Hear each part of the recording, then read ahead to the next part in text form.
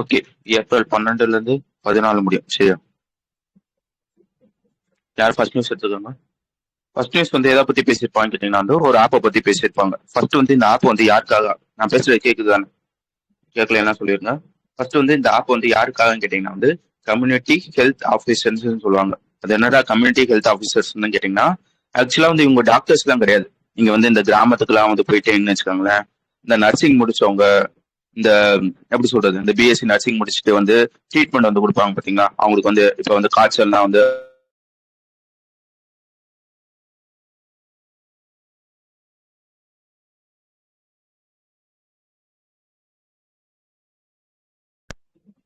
என்னங்க மீட்ல இருக்கு, கேட்டுச்சா இல்லையா?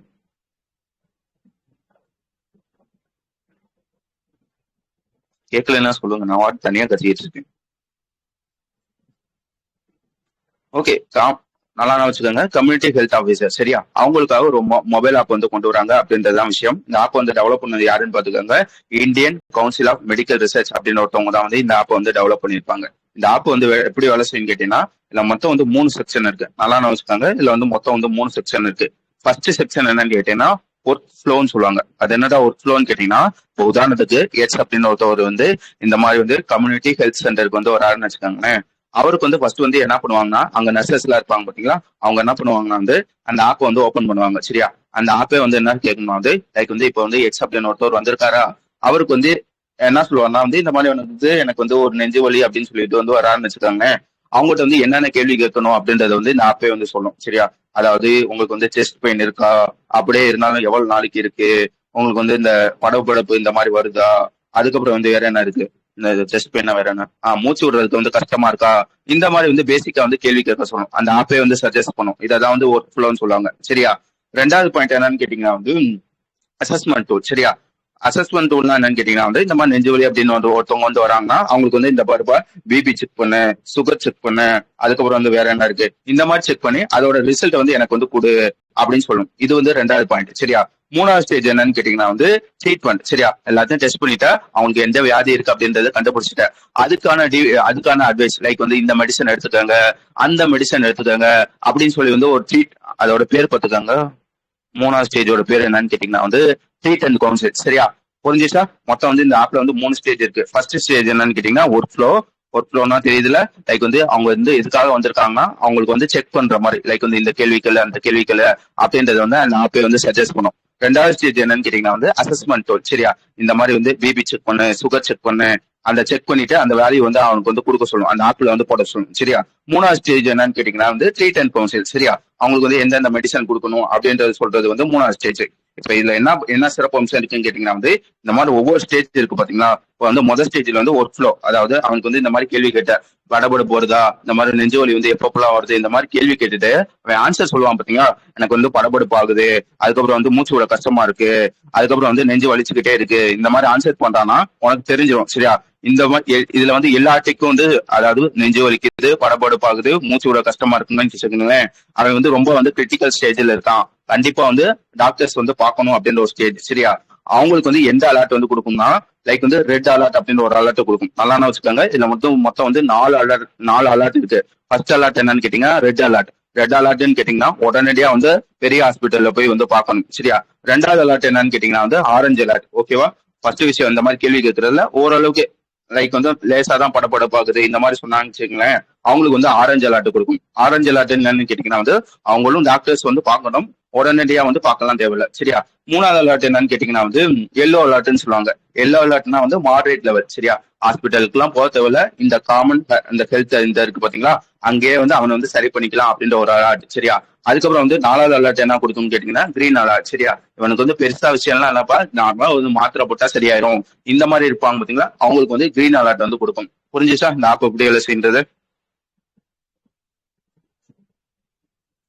இந்த ஆப் தான் இப்போ வந்து ரிலீஸ் பண்றாங்க. யார் ரிலீஸ் பண்றாங்கன்றது முக்கியம். Ministry of health and family welfare இருப்பாங்க பாத்தீங்களா, அவங்க தான் வந்து இன்ட்ரடியூஸ் வந்து பண்றாங்க. யாருக்காகன்னு கேட்டீங்கன்னா கம்யூனிட்டி ஹெல்த் ஆஃபீஸருக்காக வந்து இன்ட்ரடியூஸ் வந்து பண்றாங்க. இதை டெவலப் பண்ணது யாருன்றது முக்கியம். ஐசிஎம்ஆர் தான் வந்து இதை வந்து டெவலப் வந்து பண்ணியிருப்பாங்க. இது ஒரு விஷயம்.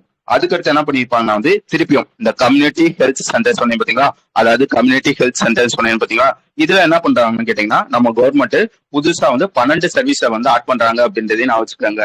நார்மலா இப்ப வந்து இந்த வில்லேஜ்ல இருக்க கம்யூனிட்டி ஹெல்த் சென்டர் போனீங்கன்னா என்ன பண்ணுவாங்க, காய்ச்சல் எடுக்காதப்பா, தலைவலிக்குதாப்பா, இவ்வளவு மட்டும் தான் செக் பண்ணுவாங்க. இனிமே என்ன பண்ண போறாங்கன்னா வந்து ஒரு 12 நியூ சர்வீஸ் லைக் வந்து இந்த மேட்டர்னிட்டி, இந்த இந்த குழந்தையை செக் பண்ணலாம் பண்ணுவாங்க பாத்தீங்களா, இந்த மாதிரி ஒரு 12 சர்வீஸ் வந்து இப்போ வந்து ஆட் பண்றாங்க அப்படின்றதுதான் விஷயம். புரிஞ்சுச்சா? மொத்தம் வந்து 2 விஷயம். ஒன்னு வந்து ஒரு ஆப், இன்னொன்னு வந்து அதுல வந்து ஒரு 12 சர்வீஸ் வந்து ஆட் பண்றாங்க அப்படின்றதுதான் விஷயம். எல்லாத்துக்கும் ஓகே தானே? நான் பேசுறது புரியுது தானே?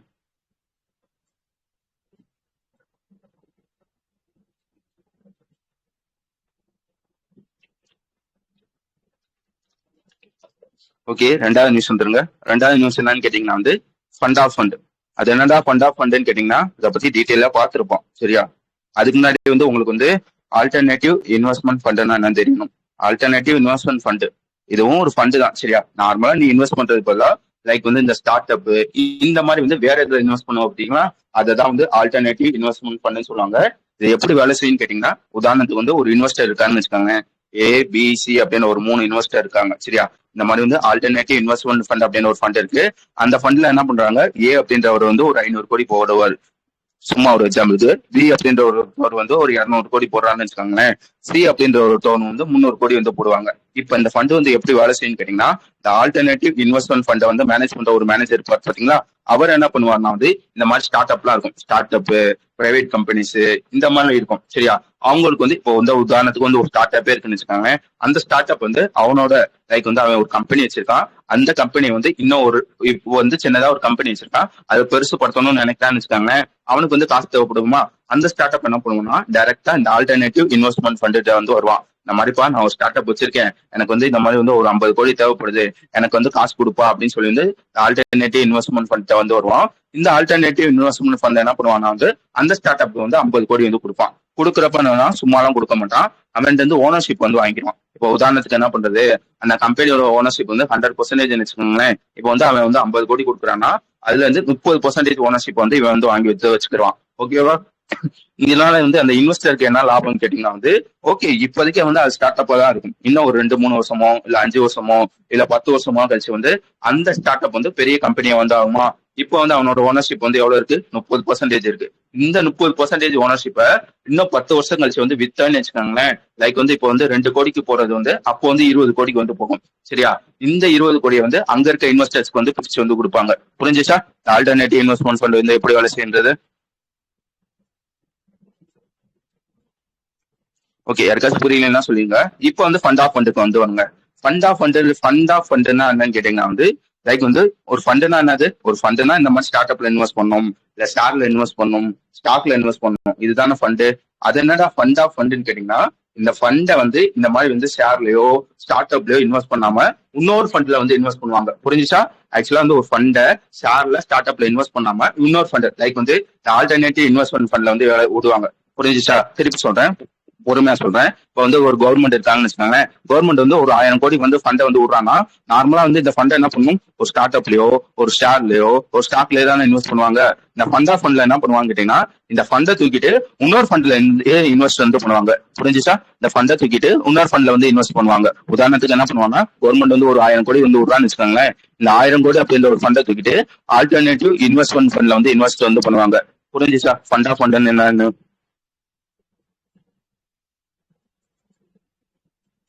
மற்ற எல்லாம் புரியுதா? அவ்வளவுதான் இந்த நியூஸ், வேற எதுவும் இதுல இருக்காது. கொஞ்சம் புரியுதா மட்டும் சொல்லுங்க. ஃபண்ட் ஆஃப் ஃபண்ட் புரிஞ்சுச்சா? புரிஞ்சுச்சா? அந்த நியூஸ் முடிஞ்சிருக்கலாம். புரிஞ்சுச்சா? ஃபண்ட் ஆஃப் ஃபண்ட் கொஞ்சம் சொல்லுங்களேன் எனக்கு. புரியலன்னா புரியலன்னு சொல்லுங்க.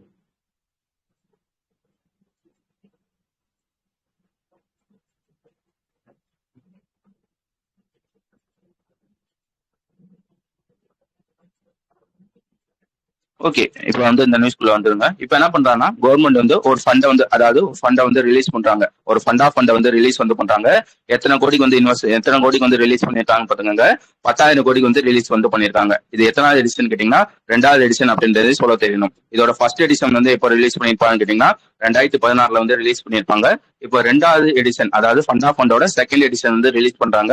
எத்தனை கோடிக்கு ரிலீஸ் பண்றாங்கன்னு பாத்துக்காங்க. 10,000 கோடிக்கு வந்து ரிலீஸ் பண்ணுவாங்க. மிச்சம் எல்லா கதையும் நான் சொன்னது மாதிரி தான். இந்த 10,000 கோடியை தூக்கி ஆல்டர்னேட்டிவ் இன்வெஸ்ட்மெண்ட் ஃபண்ட்ல வந்து இன்வெஸ்ட் வந்து பண்ணுவாங்க. அந்த ஆல்டர்னேட்டிவ் இன்வெஸ்ட்மெண்ட் பண்ண என்ன பண்ணுவாங்கன்னா வந்து அங்க இருக்க ஸ்டார்ட் அப்புக்கோ பிரைவேட் கம்பெனிஸ்க்கோ இல்லைன்னா வந்து இந்த மாதிரி சில கம்பெனிஸ் எல்லாம் இருக்கும் பாத்தீங்களா, அவங்களுக்கு வந்து காசு வந்து கொடுப்பாங்க. அப்ப எப்படி வேலை செய்யும் சொன்னேன் பாத்தீங்களா, அது வந்து அப்படியே வந்து வேலை செய்யும். மிச்சர்ல கதையும் அங்க சொன்னது அதே தான். சரியா? இந்த 10,000 கோடி வந்து எங்கெங்கெல்லாம் இன்வெஸ்ட் பண்ண போறான்னு கேட்டீங்கன்னா வந்து இந்த டீப் டெக் ஸ்டார்ட் அப்னு சொல்லுவாங்க பாத்தீங்களா, லைக் வந்து இந்த ரிசர்ச்க்குலாம் வந்து ரிசர்ச் பேஸ்ட் ஸ்டார்ட் அப்லாம் இருக்கும் பாத்தீங்களா, அந்த டீப் டெக் ஸ்டார்ட் அப் அங்க வந்து இன்வெஸ்ட் பண்ண போறாங்க. அதுக்கப்புறம் வந்து மைக்ரோ வென்ச்சர் கேபிட்டல்னு சொல்லுவாங்க, அங்க வந்து இன்வெஸ்ட் வந்து பண்ண போறாங்க. அதுக்கு வந்து tech driven manufacturing start up அப்படின்னு சொல்லுவாங்க, அங்க வந்து இன்வெஸ்ட் வந்து பண்ண போறாங்க. அதுக்கப்புறம் வந்து நார்மல் ஸ்டார்ட் அப். சரியா? இந்த 4 ஸ்டார்ட் அப்லயும் இந்த 10,000 கோடி வந்து ஆல்டர்னேட்டிவ் இன்வெஸ்ட்மெண்ட் ஃபண்ட் வழியா வந்து இன்வெஸ்ட் பண்ண போறேன் அப்படின்னு சொல்லி வந்து இந்த நியூஸ் வந்து முடிச்சிருப்பாங்க. வழங்குச்சா? 4 செக்மெண்ட்ன்றது முக்கியம். வேற என்ன இதுல பார்க்கணும்னு கேட்டீங்கன்னா வந்து இதை வந்து யார் வந்து ஷேர் பண்ண போறான்னு கேட்டீங்கன்னா வந்து லைக் வந்து இதை வந்து மேனேஜ் வந்து பண்ணுவாங்க பாத்தீங்களா, 2 பேர். ஃபர்ஸ்ட் வந்து கைடன்ஸ் வந்து யாரு கொடுப்பாங்கன்னா department of promotion of industry and internal trade, அவன் தான் வந்து கைடன்ஸ் வந்து கொடுப்பாங்க. அதுக்கப்புறம் வந்து இந்த ஃபண்டை வந்து மானிட்டர் யார் வந்து பண்ணுவாங்கன்னு கேட்டீங்கன்னா இந்த department of promotion of industry and internet ட்ரேடோட செக்ரட்டரி ஒருத்தவங்க இருப்பாங்க பாத்தீங்களா, அவங்க தான் வந்து இந்த ஃபண்டோட மானிட்டர் வந்து பண்ணுவாங்க அப்படின்றதையும் நான் வச்சுக்கோங்க. ஓகேவா? நான் திருப்பி சொல்றேன், அந்த 4 பேர் அப்படின்றது முக்கியம். ஃபர்ஸ்ட் வந்து டீப் டெக் ஸ்டார்ட் அப் வந்து கொடுப்பாங்க.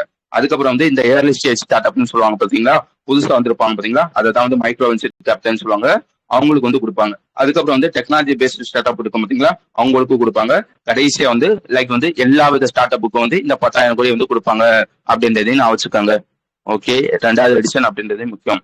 ஓகே, அடுத்து வந்து 3வது நியூஸ். 3வது நியூஸ் வந்து என்சிசியை பத்தி பேசியிருப்பாங்க. சரியா? என்சிசி தெரியுமா, நேஷனல் கேடட் கார்ப்ஸ்ன்னு சொல்லுவாங்க.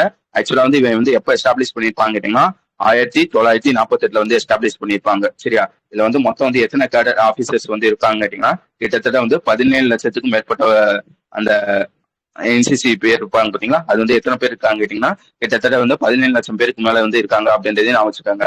இந்த சீருடை பணியாளர்கள்னு சொல்லுவாங்க பாத்தீங்களா, அதாவது யூனிஃபார்ம் ஆர்கனைசேஷன் சொல்லுவாங்க பாத்தீங்களா, இந்த மாதிரி உலகத்திலே லார்ஜஸ்ட் யூனிஃபார்ம் ஆர்கனைசேஷன், அதாவது லார்ஜஸ்ட் யூத் யூனிஃபார்ம் ஆர்கனைசேஷன் வந்து யாருன்னு கேட்டீங்கன்னா நம்ம என்சிசி தான் அப்படின்றதையும் சொல்ல தெரியணும். இதெல்லாம் பேசிக். சரியா? இப்ப என்ன பண்றாங்கன்னா என்சிசி வந்து புதுசா ஒரு விஷயத்த வந்து லான்ச் வந்து பண்றாங்க. அதோட பேர் பார்த்துக்காங்க, cyber security capacity building program அப்படின்ற ஒரு ப்ரோக்ராம் வந்து லான்ச் பண்றாங்க. ஓகேவா? எதுக்காக இந்த ப்ரோக்ராம் வந்து லான்ச் பண்றாங்கன்னு கேட்டீங்கன்னா வந்து இந்த மாதிரி என்சிசி ஆபீசர்ஸ் எல்லாம் இருப்பாங்க பாத்தீங்களா, அவங்களுக்கு வந்து சைபர் அவேர்னஸ்னா என்ன, அதாவது சைபர் செக்யூரிட்டினா என்ன, எப்படி செக்யூரிட்டியா இருக்கலாம், அதோட அவேர்னஸ் பத்தி சொல்லி தரதுக்காக ஒரு ப்ரோக்ராம் வந்து லான்ச் பண்றாங்க.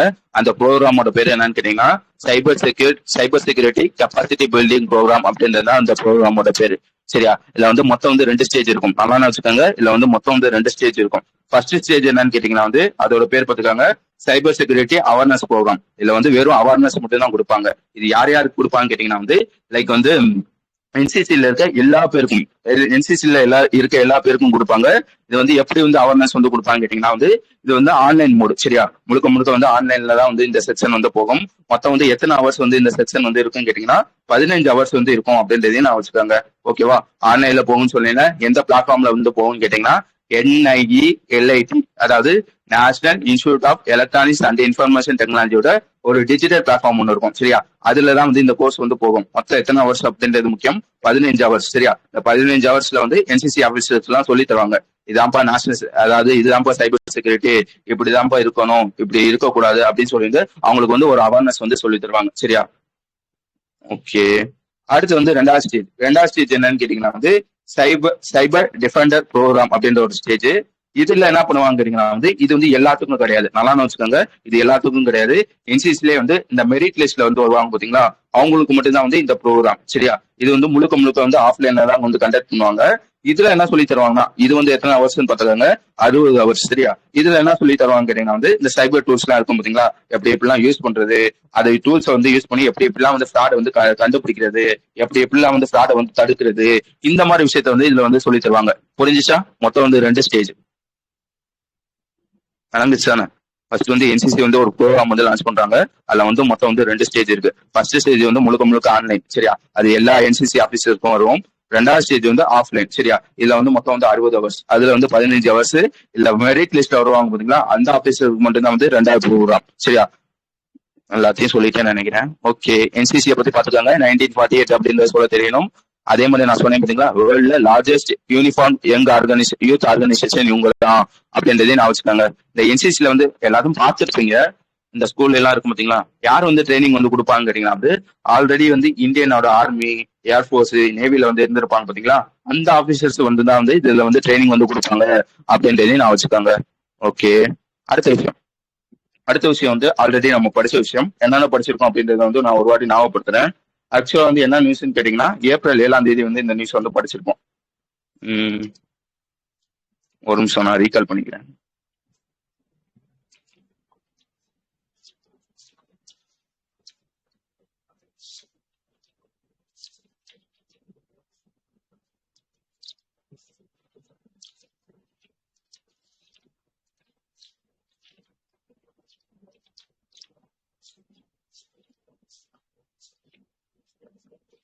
ஓகே, எங்க இருக்குன்னு தெரியல, நான் படிச்சதெல்லாம் ஒரு வாட்டி சொல்றேனே.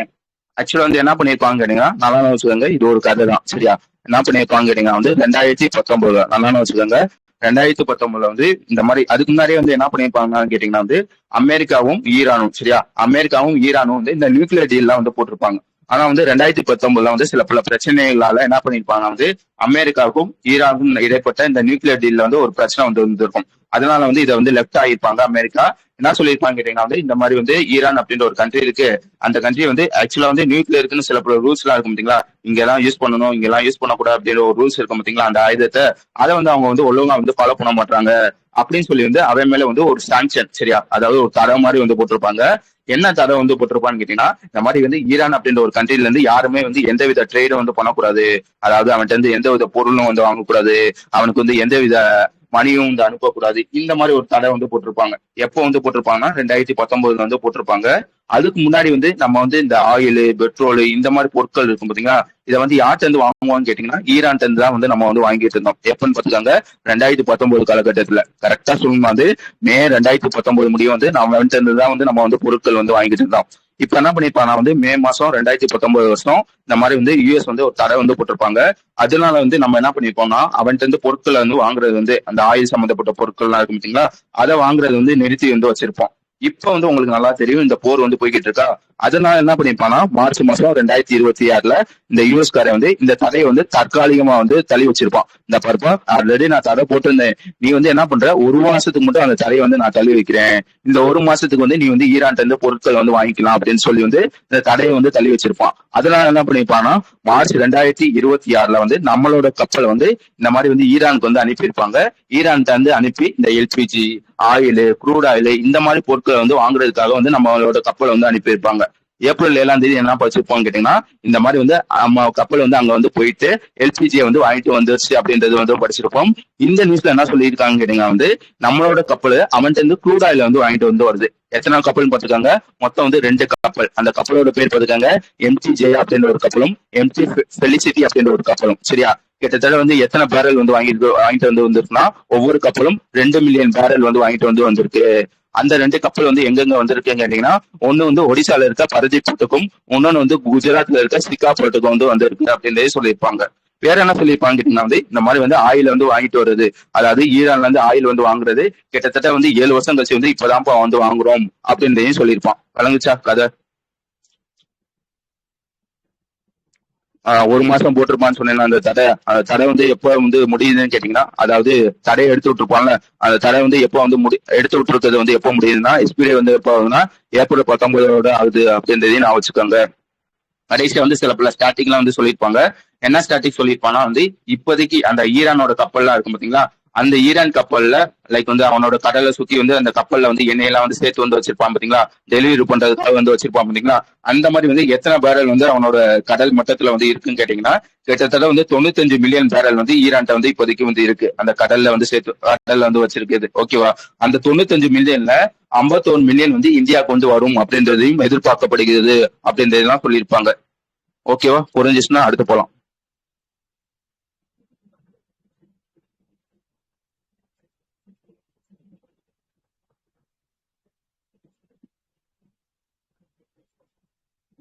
ஓகே, அடுத்த விஷயம் சரியா. அடுத்த விஷயம் வந்து ஒரு பேங்க், அந்த பேங்கோட பேர் பாத்துக்காங்க சிஎஸ்பி பேங்க்னு சொல்லுவாங்க. சரியா? இந்த சிஎஸ்பி பேங்க் என்ன பண்ணிருப்பாங்க வந்து புதுசா வந்து ஒரு அக்கௌண்ட் வந்து ஓபன் பண்ணிருக்காங்க. அந்த அக்கௌண்டோட பேர் பாத்துக்காங்க ஸ்மார்ட் சேவ் அக்கௌண்ட் அப்படின்றது இந்த அக்கௌண்டோட பேரு. சரியா? இது யார் யாருக்குன்னு கேட்டீங்கன்னா வந்து இந்த மாதிரி சிஎஸ்பி பேங்க்ல வந்து யார் யாரெல்லாம் சேவிங்ஸ் அக்கௌண்ட் வந்து வச்சிருக்காங்க, யார் யாரெல்லாம் கரண்ட் அக்கௌண்ட் வந்து வச்சிருக்காங்க, அதுக்கப்புறம் வந்து இந்த என்ஆர்ஐ அக்கௌண்ட்ல என்ஆர்ஓ அக்கௌண்ட் இந்த மாதிரி அக்கௌண்ட்லாம் இருக்கும் பார்த்தீங்களா, இந்த மாதிரி வச்சிருக்க எல்லாருக்குமே வந்து இந்த அக்கௌண்ட் வந்து இந்த மாதிரி வச்சிருக்க எல்லா பேருக்கும் வந்து இந்த அக்கௌண்ட் வந்து லான்ச் பண்ணிருப்பாங்க. அந்த அக்கௌண்டோட பேர் போட்டுக்காங்க ஸ்மார்ட் சேவ் அக்கௌண்ட் அப்படின்றது அந்த அக்கௌண்டோட பேரு. அது அப்படி என்னடா சிறப்பம்சம்னு கேட்டீங்கன்னா வந்து நார்மலா வந்து நீ வந்து அக்கௌண்ட்ல வந்து காசு வந்து வச்சிருப்பியா. இப்போ உதாரணத்துக்கு வந்து ஒரு லட்ச ரூபா வந்து உன்னோட சேவிங்ஸ் அக்கௌண்ட்ல வந்து போட்டு வந்து வச்சிருக்கேன்னா நார்மலா என்ன ஆகும், சேவிங்ஸ் அக்கௌண்ட்ன்றது வந்து இன்ட்ரெஸ்ட் வந்து ரொம்ப கம்மியா தான் இருக்கும். அப்ராக்சிமேட்டா வந்து ஒரு 3% தான் இன்ட்ரெஸ்ட் வந்து வரும். அதே இது எஃப்டில வந்து நீ வந்து அந்த 1 லட்ச ரூபா வந்து போட்டு வச்சிருந்தா 6ல இருந்து 7% முடியும் வந்து உனக்கு வந்து இன்ட்ரெஸ்ட் வந்து கிடைக்கும். ஓகேவா? ஆனா அந்த எஃப்டில வந்து போடுறது வந்து என்ன, அதுல வந்து என்ன பிரச்சனை இருக்குன்னு கேட்டீங்கன்னா வந்து ஒன்ஸ் வந்து நீ போட்டுட்டேன்னு வச்சுக்கோங்களேன், ஒரு 7 வருஷமா ஒரு 4 வருஷமா ஒரு 3 வருஷமா வந்து உன்னால வந்து அந்த அமௌண்ட் வந்து எடுக்க முடியாது. ஓகேவா? இதெல்லாம் வந்து நார்மலா இருக்க பிரச்சனைகள். இப்ப என்ன பண்றாங்க, அதுக்காக வந்து சிஎஸ்பி பேங்க் வந்து ஒரு அக்கௌண்ட் வந்து ஓபன் பண்ணிருக்காங்க. அந்த அக்கௌண்டோட பேர் என்னன்னு கேட்டீங்கன்னா ஸ்மார்ட் சேவ் அக்கௌண்ட் அப்படின்ற ஒரு அக்கௌண்ட் தான் அந்த அக்கௌண்டோட பேரு. இது எப்படி வேலை செய்யுன்னு கேட்டீங்கன்னா, நார்மலா வந்து நீ ஒரு சேவிங்ஸ் அக்கௌண்ட் வந்து வச்சிருக்கேன்னு வச்சுக்கோங்களேன், அதுல இந்த மாதிரி வந்து 1 லட்ச ரூபா வந்து போட்டு வச்சிருந்தேன்னா அந்த 1 லட்ச ரூபா வந்து ஆட்டோமேட்டிக்கா வந்து எஃப்டியா வந்து கன்வெர்ட் வந்து ஆயிரும். அதனால வச்சுக்கோங்க, அந்த 1 லட்ச ரூபா வந்து ஆட்டோமேட்டிக்கா வந்து எஃப்டியா வந்து கன்வெர்ட் ஆயிரும். எஃப்டியா கன்வெர்ட் ஆகுறதுனால உனக்கு என்ன லாபம்னா, நார்மலா வந்து உனக்கு வந்து 3% இன்ட்ரெஸ்ட் ரேட் தானே வரும் சேவிங்ஸ் அக்கௌண்ட்னா. எஃப்டியா கன்வெர்ட் ஆகுறதுனால உனக்கு வந்து 7% வந்து உனக்கு வந்து வட்டி வந்து கிடைக்கும். சரியா? என்னடா எஃப்டி ஆயிடுச்சு உன்னால வந்து காசை வந்து எடுக்க முடியுமா, லாக்இன் பீரியட் எல்லாம் இருக்குமான்னு கேட்டீங்கன்னா கிடையாது. நீ வந்து நார்மலா சேவிங்ஸ் அக்கௌண்ட் வந்து எப்படி எடுப்பியோ அதே மாதிரி வந்து இந்த அக்கௌண்ட்ல வந்து எடுத்துக்கலாம். வழங்குச்சா? நீ போடுற அமௌண்ட்டை அப்படியே வந்து எஃப்டியா வந்து கன்வெர்ட் ஆகும். அதுதான் வந்து இதோட சிறப்பம்சம். புரிஞ்சுச்சுதானே? அதுல இன்ட்ரெஸ்ட் ரேட் வந்து எவ்வளவு கொடுப்பாங்கன்னா 7% வந்து கொடுப்பாங்க. என்ன சொல்லியிருக்காங்கன்னா இந்த மாதிரி வந்து நீ போடுற அமௌண்ட் வந்து அப்படியே வந்து எஃப்டியா வந்து கன்வெர்ட் ஆகும். நீ எப்ப வேணா எடுத்துக்கலாம். ஒருவேளை நல்லா வச்சுக்கோங்க, ஒருவேளை நீ 13 மாசமும் எடுக்காம இருந்தேன்னு வச்சுக்கோங்களேன், உனக்கு வந்து 7% அப்படின்ற ஒரு முழுசா வந்து உனக்கு வந்து நான் வந்து வட்டி வந்து தருவேன் அப்படின்றதே சொல்லியிருப்பாங்க. எடுத்துட்டேன்னா வந்து அந்த 7% வந்து கொஞ்சம் குறையும். எடுக்கலைன்னா வந்து உனக்கு வந்து 7% வந்து முழுசா வந்து கிடைக்கும். எத்தனை மாசம்னு பாத்துக்காங்க, 13 மாசம். சரியா? அதுக்கப்புறம் வந்து வேற என்ன இந்த அக்கௌண்ட் வந்து வச்சிருந்தேன்னா வந்து வேற என்னென்ன கிடைக்கும்னு கேட்டீங்கன்னா, உனக்கு வந்து ஒரு டெபிட் கார்டு வந்து கொடுப்பாங்க. அதோட பேர் பாத்துக்காங்க ரூபே பிளாட்டினம் டெபிட் கார்டு அப்படின்றது அதோட பேரு. அதுக்கப்புறம் வந்து இந்த லாக்கர் ஃபெசிலிட்டி எல்லாம் இருக்கும் பாத்தீங்களா, அதுல வந்து உனக்கு வந்து 30% வந்து டிஸ்கவுண்ட் வந்து தருவாங்க அப்படின்லாம் சொல்லியிருப்பான். வழங்குச்சா?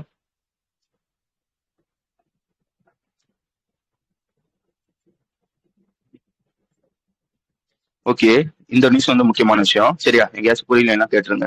ஃபர்ஸ்ட் விஷயம் என்னன்னு கேட்டீங்கன்னா வந்து டிஸ்கஷன் பேப்பரை பத்தி பேசியிருப்பாங்க. அது என்னடா டிஸ்கஷன் பேப்பர்னு கேட்டீங்கன்னா வந்து இப்போ உதாரணத்துக்கு வந்து என்ன பண்றாங்க, ஆர்பிஐ வந்து இந்த மாதிரி வந்து டிஸ்கஷன் பேப்பர் வந்து விடுறாங்கன்னு வச்சுக்கோங்களேன். அதுக்கான மீனிங் என்னன்னு கேட்டீங்கன்னா வந்து இந்த பருப்பை நான் புதுசா வந்து ஒரு ஐடியா வந்து கண்டுபிடிச்சிருக்கேன். அந்த ஐடியா வந்து லைக் வந்து எப்படி சொல்றது, நான் புதுசா ஒரு விஷயத்த வந்து கண்டுபிடிச்சிருக்கேன். அதை வந்து என்ன பண்ணுவாங்க வந்து மக்கள்கிட்டயோ அங்க இருக்க பேங்க்கையோ ஃபீட்பேக் மாதிரி வந்து கேட்கறதுக்காக வந்து அந்த ஐடியா வந்து வெளியே வந்து விடுவாங்க.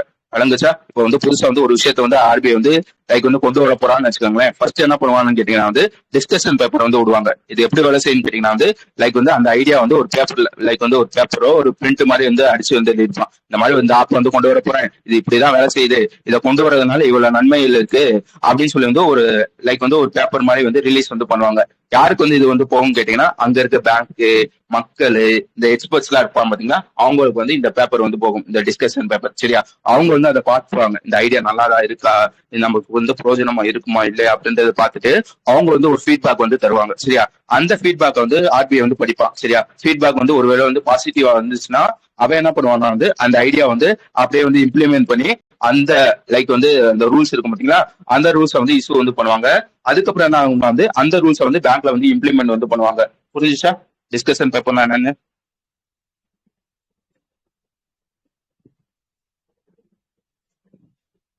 ஓகே. அந்த மாதிரி வந்து ஆர்பிஐ வந்து இப்போ வந்து ஒரு டிஸ்கஷன் பேப்பரை வந்து ரிலீஸ் வந்து பண்ணியிருக்காங்க. எதுக்காக ரிலீஸ் பண்ணியிருக்காங்கன்னு பாத்துக்காங்க, இந்த மாதிரி வந்து ஆன்லைன் ஃப்ராட்லாம் வந்து அதிகமா வந்து ஆகிக்கிட்டே வருதா, இதை குறைக்கணும் அப்படின்றதுக்காக ஆர்பிஐ வந்து ஒரு டிஸ்கஷன் பேப்பர் வந்து ரிலீஸ் பண்றாங்க. அந்த டிஸ்கஷன் பேப்பர்ல வந்து எத்தனை ப்ரொபோசல் இருக்குன்னு கேட்டீங்கன்னா மொத்தம் வந்து 6 ப்ரொபோசல் இருக்கும்.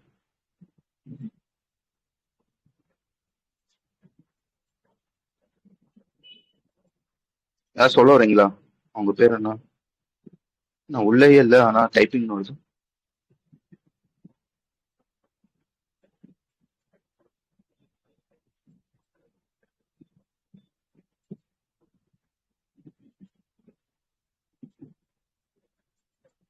Okay, okay, okay. எது ஒன் செகண்ட், எது புரியல?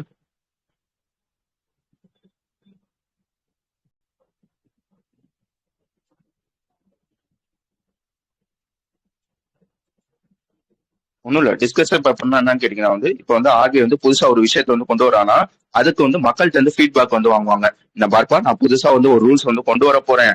அது வந்து உனக்கு வந்து நல்லா இருக்குமா இல்லையா அப்படின்னு சொல்லி இப்ப வந்து நான் என்ன பண்றேன், இப்ப வந்து இந்த பேமெண்ட்டுக்கே இருக்குன்னு வச்சுக்கோங்களேன். பேமெண்ட்டுக்காக வந்து புதுசா வந்து ஒரு ரூல்ஸ் வந்து கொண்டு வரேன்னா, எடுத்தோடனே அந்த ரூல்ஸ் வந்து மக்கள்கிட்ட வந்து திணிச்சிட மாட்டேன். ஃபர்ஸ்ட் வந்து அந்த ரூல்ஸை பத்தி வந்து ஒரு ஐடியா வந்து மக்கள்கிட்ட வந்து கொடுப்பேன். இந்த பருப்பா இப்ப வந்து இப்ப வந்து 1000 ரூபாய் வந்து இப்ப வந்து உதாரணத்துக்கு என்ன சொல்றது, ஒரு ரூல்ஸ் வந்து இருக்கு. என்ன ரூல்ஸ் வந்து கொண்டு வர போறான்னா, இப்ப வந்து 10,000 ரூபாய்க்கு மேல வந்து யாராச்சும் வந்து டிரான்ஸ்ஃபர் வந்து பண்றாங்க, அதாவது உங்க அக்கௌண்ட் வந்து இன்னொரு அக்கௌண்ட் வந்து 10,000 ரூபாய் வந்து டிரான்ஸ்ஃபர் வந்து பண்றீங்கன்னா, முன்னாடி எப்படி இருக்கும்னா வந்து உடனடியா நீ 10,000 ரூபாய் வந்து அடிச்சுட்டு நீ உன்னோட பாஸ்வேர்டு வந்து அடிச்சிட்டேன்னா உடனடியா வந்து அக்கௌண்ட் வந்து அவங்க அக்கௌண்ட் வந்து காசு வந்து போயிடும். இப்ப என்ன ரூல்ஸ் வந்து கொண்டு வரானா, இந்த மாதிரி வந்து 10,000 ரூபாய்க்கு மேல நீ வந்து காசு வந்து அனுப்பணும்னா அது வந்து உடனடியாலாம் வந்து போகாது.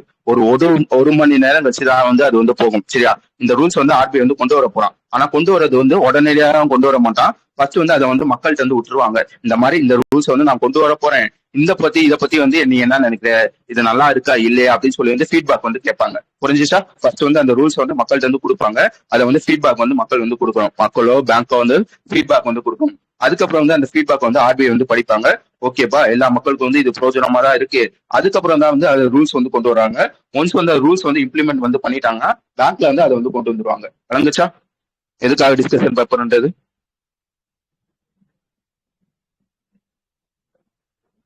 ஓகே, இந்த மாதிரி வந்து ஒரு டிஸ்கஷன் பேப்பர் வந்து ஆர்பிஐ வந்து விடுறாங்க. இதுல வந்து மொத்தம் வந்து எத்தனை ப்ரொபோசல் வந்து பண்ணிருக்கான்னு பாத்துக்கோங்க. எதுக்காக அப்படின்றது ஆல்ரெடி சொல்லிட்டேன். இந்த மாதிரி வந்து ஆன்லைன் ஃப்ராட் வந்து அதிகமாகிக்கிட்டே இருக்கா, அதை வந்து குறைக்கணும் அப்படின்றதுக்காக ஆர்பிஐ வந்து ஒரு டிஸ்கஷன் பேப்பர் வந்து ரிலீஸ் வந்து பண்றாங்க. இதுல வந்து மொத்தம் வந்து எத்தனை ப்ரொபோசல் வந்து வைக்கிறான்னு பாத்துக்கோங்க.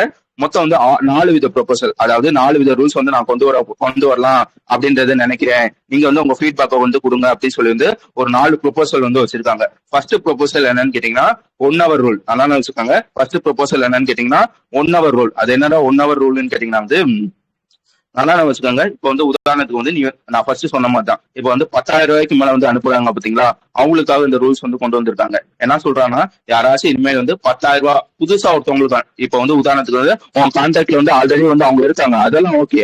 ஆனா வந்து புதுசா வந்து நம்பர் போட்டு ஒருத்தவங்களுக்கு வந்து அனுப்ப பாத்தீங்களா, அவங்களுக்கு இந்த மாதிரி அனுப்புற அமௌண்ட் வந்து 10,000 ரூபாய்க்கு மேல வந்து யாருக்காச்சும் அனுப்புறேன்னு வச்சுக்கோங்களேன், முன்னாடி வந்து உடனடியா வந்து போயிடும். இப்ப என்ன பண்றாங்கன்னா, அதுக்கு வந்து ஒரு ஹோல்டிங் பீரியட் மாதிரி வந்து கொண்டு வராங்க. என்ன சொல்றாங்கன்னா, நீ 10,000 ரூபாய் அனுப்பணும்னு நினைச்சேன்னா வந்து ஃபர்ஸ்ட் வந்து ஒரு 1 hour வந்து அமௌண்ட் வந்து போகாது. நீங்க இப்ப வந்து பாஸ்வேர்ட் வந்து போட்டுட்டேன்னு வச்சுக்கோங்களேன், முன்னாடி வந்து டக்குனு வந்து போயிருமா. இப்ப அப்படிலாம் கிடையாது. இப்ப ஒரு 1 hour கழிச்சு தான் வந்து அந்த அமௌண்ட் வந்து போகும் அப்படின்றத சொல்லியிருக்காங்க. எதுக்காக இந்த விஷயத்த வந்து பண்றாங்கன்னு கேட்டீங்கன்னா வந்து, இந்த மாதிரி வந்து ஏகப்பட்ட ஃப்ராட் வந்து போய்கிட்டு இருக்கு. நீ வந்து ஏதாவது ஒரு புதுசா ஒரு நம்பர்ல இருந்து நீ வந்து டக்குன்னு காசு வந்து அனுப்புறேன்னா உண்மையிலேயே அவங்க ஜென்யூனான அக்கௌண்ட் அப்படின்றது உனக்கும் தெரியாது, லைக் வந்து உனக்கே தெரியாது. சரியா? நீ தெரியாம வந்து அந்த மாதிரி அனுப்புறதுனால உனக்கு தான் வந்து நிறைய வந்து ஃப்ராட் வந்து நடக்குது. அதனால என்ன பண்ணிருக்கேன், நான் வந்து ஒரு 1 hour ரூல் வந்து கொண்டு வரேன். இந்த ரூல் கீழே வந்து எப்படி நடக்கும்னு கேட்டீங்கன்னா, இந்த மாதிரி 10,000 ரூபாய் அனுப்புறேன்னு வச்சுக்கோங்க, ஒரு 1 hour கழிச்சு தான் வந்து இந்த அமௌண்ட் வந்து அந்த காசு வந்து அவங்களுக்கு வந்து போகும். சரியா? இந்த 1 hourல வந்து நீ வந்து அந்த அக்கௌண்ட் வந்து ஃப்ராட் அக்கௌண்ட் இல்ல சஸ்பெக்ஷனல் அக்கௌண்ட் வந்து அப்படின்றத கண்டுபிடிச்சிட்டேன்னா, நீ உடனடியாக வந்து ஒரு பேங்க்குக்கு வந்து கால் பண்ணி இந்த மாதிரி வந்து நான் வந்து 1 hour லைக் வந்து இந்த மாதிரி அக்கௌண்ட் வந்து லைக் வந்து 10,000 ரூபாய் வந்து அனுப்பியிருக்கேன், அது வந்து இந்த மாதிரி வந்து ஃப்ராட் அக்கௌண்ட் அப்படின்றத வந்து நான் கண்டுபிடிச்சிருக்கேன், அதை கேன்சல் பண்ணுங்கன்னு சொன்னீங்கன்னா இந்த 1 hour வந்து அவங்க வந்து கேன்சல் பண்ணிடுவாங்க. புரிஞ்சுச்சா? முதல் ரூல்ஸ் என்னன்னு கேட்டீங்கன்னா புரிஞ்சுச்சுதான். முதல் ரூல்ஸ் 1 hour ரூல். ஓகே, இத சொல்லிட்டு என்ன சொல்லியிருப்பான்னு கேட்டீங்கன்னா வந்து, இந்த 10,000 ரூபாய்க்கு மேல இருக்கு பாத்தீங்களா, மொத்த ஃப்ராட்ல வந்து 45% ஃப்ராட் வந்து இதுலதான் நடக்குது, இந்த ரேஞ்சில தான் நடக்குது அப்படின்றத சொல்லியிருப்பாங்க. வேற என்ன சொல்லியிருப்பான்னு கேட்டீங்கன்னா வந்து, மொத்த ஃப்ராட் மணி இப்போ வந்து உதாரணத்துக்கு வந்து ஒரு வருஷத்துக்கு வந்து இத்தனை கோடி ஃப்ராடு அத்தனை கோடி ஃப்ராடு வந்து நடக்குது பாத்தீங்களா, அதுல வந்து இந்த 10,000 ரூபாய்க்கு மேல அனுப்புற ஃப்ராடு மட்டும் கிட்டத்தட்ட வந்து 98.5% வந்து மொத்த மணில இந்த மணி மட்டும் இருக்கு அப்படின்றதையும் சொல்லியிருப்பாங்க. அதுக்காக தான்ப்பா நாங்க வந்து ஒரு 1 hour ரூல் வந்து கொண்டு வந்திருக்கோம் அப்படின்றதையும் சொல்லியிருப்பாங்க. ரெண்டாவது ரூல்ஸ் என்னன்னு கேட்டீங்கன்னா எக்ஸ்ட்ரா வெரிஃபிகேஷன். சரியா? இது யாருக்காகன்னு கேட்டீங்கன்னா வந்து, முன்னாடி வந்து 10,000 ரூபாவா, இது யாருக்காகன்னு கேட்டீங்கன்னா வந்து 50,000 ரூபாய். சரியா? இந்த மாதிரி 50,000 ரூபாய்க்கு மேல வந்து யாராச்சும் வந்து இனிமே வந்து மணி அனுப்பணும்னு நினைச்சீங்கன்னா எக்ஸ்ட்ரா வெரிஃபிகேஷன் வந்து பண்ணணும். லைக் வந்து எப்படி சொல்லணும்னு கேட்டீங்கன்னா வந்து, இப்போ வந்து உதாரணத்துக்கு வந்து அப்ப 50,000 ரூபாய் வந்து புதுசா வந்து ஒருத்தவங்களுக்கு வந்து அனுப்புறேன்னு வச்சுக்காங்க. லைக் வந்து முன்னாடி எப்படின்னு கேட்டோம்னா வந்து அவங்களோட நம்பரு அதுக்கப்புறம் வந்து 50,000 ரூபாய் வந்து போட்டா வந்து போதும். இப்ப என்ன பண்றாங்கன்னா டபுள் கன்ஃபர்மேஷன். அது என்னடா டபுள் கன்ஃபர்மேஷன்னா, ஒரு வாட்டி 50,000 ரூபாய் வந்து போட்டுருவார். திருப்பி வந்து அது கேட்கும் 50,000 ரூபாய் கண்டிப்பா வந்து அனுப்புறியா, அந்த மாதிரி வந்து திருப்பி வந்து கேட்கும். நீ வந்து திருப்பி வந்து 50,000 ரூபாய் வந்து டைப் பண்ற மாதிரி இருக்கும். சரியா, இந்த மாதிரி டபுள் கன்ஃபர்மேஷன் இருக்கும். அதுக்கப்புறம் வந்து ஸ்ட்ராங் ஆத்தென்டிகேஷன். சரியா, முன்னாடி வந்து ஒரு ஓடிபியோ ஒரு ஃபிங்கர் பிரிண்டோ மட்டும் தானே. இப்ப என்ன கேட்டாங்கன்னா ஓடிபியும் வைக்கணும், பின்னும் அடிக்கணும், ஃபிங்கர் பிரிண்டும் வைக்கணும். இந்த 3 விஷயத்தையும் வந்து நீ வந்து பண்ணணும். சரியா, அதுக்கப்புறம் வந்து ட்ரஸ்டட் பர்சன். அதனால ட்ரஸ்டட் பர்சன் வந்து இந்த மாதிரி வந்து புதுசா வந்து ஒருத்தவங்களுக்கு வந்து 10,000 ரூபாய் 50,000 ரூபாய் 50,000 ரூபாய்க்கு மேல வந்து அனுப்புறேன்னு வச்சுக்கோங்களேன். உனக்கு வந்து ஆல்ரெடி வந்து ட்ரஸ்டட் பர்சன் லிஸ்ட்ல வந்து நீ வந்து யாரை வந்து ஆட் பண்ணிருப்ப, உங்க அம்மாவையோ உங்க அப்பாவையோ உங்க அண்ணனையோ லைக் வந்து உங்க பார்ட்னரையோ யாராச்சும் வந்து ஆட் பண்ணிருக்கீங்கன்னு வச்சுக்கோங்களேன். நீ அனுப்புறப்ப வந்து அவங்களுக்கும் நோட்டிபிகேஷன் வந்து போகும். இந்த மாதிரி வந்து புதுசா ஒரு நம்பருக்கு வந்து இந்த மாதிரி வந்து 50,000 ரூபாய்க்கு மேல வந்து அனுப்புறாங்க அப்படின்ற ஒரு நோட்டிபிகேஷன் வந்து போகும். சரியா, புரிஞ்சுச்சா எக்ஸ்ட்ரா வெரிஃபிகேஷன் என்னென்ன சொல்றாங்கன்றது? அதுக்காச்சும் எங்கேயாச்சும் புரியலைன்னா சொல்லிருங்க. சரியா,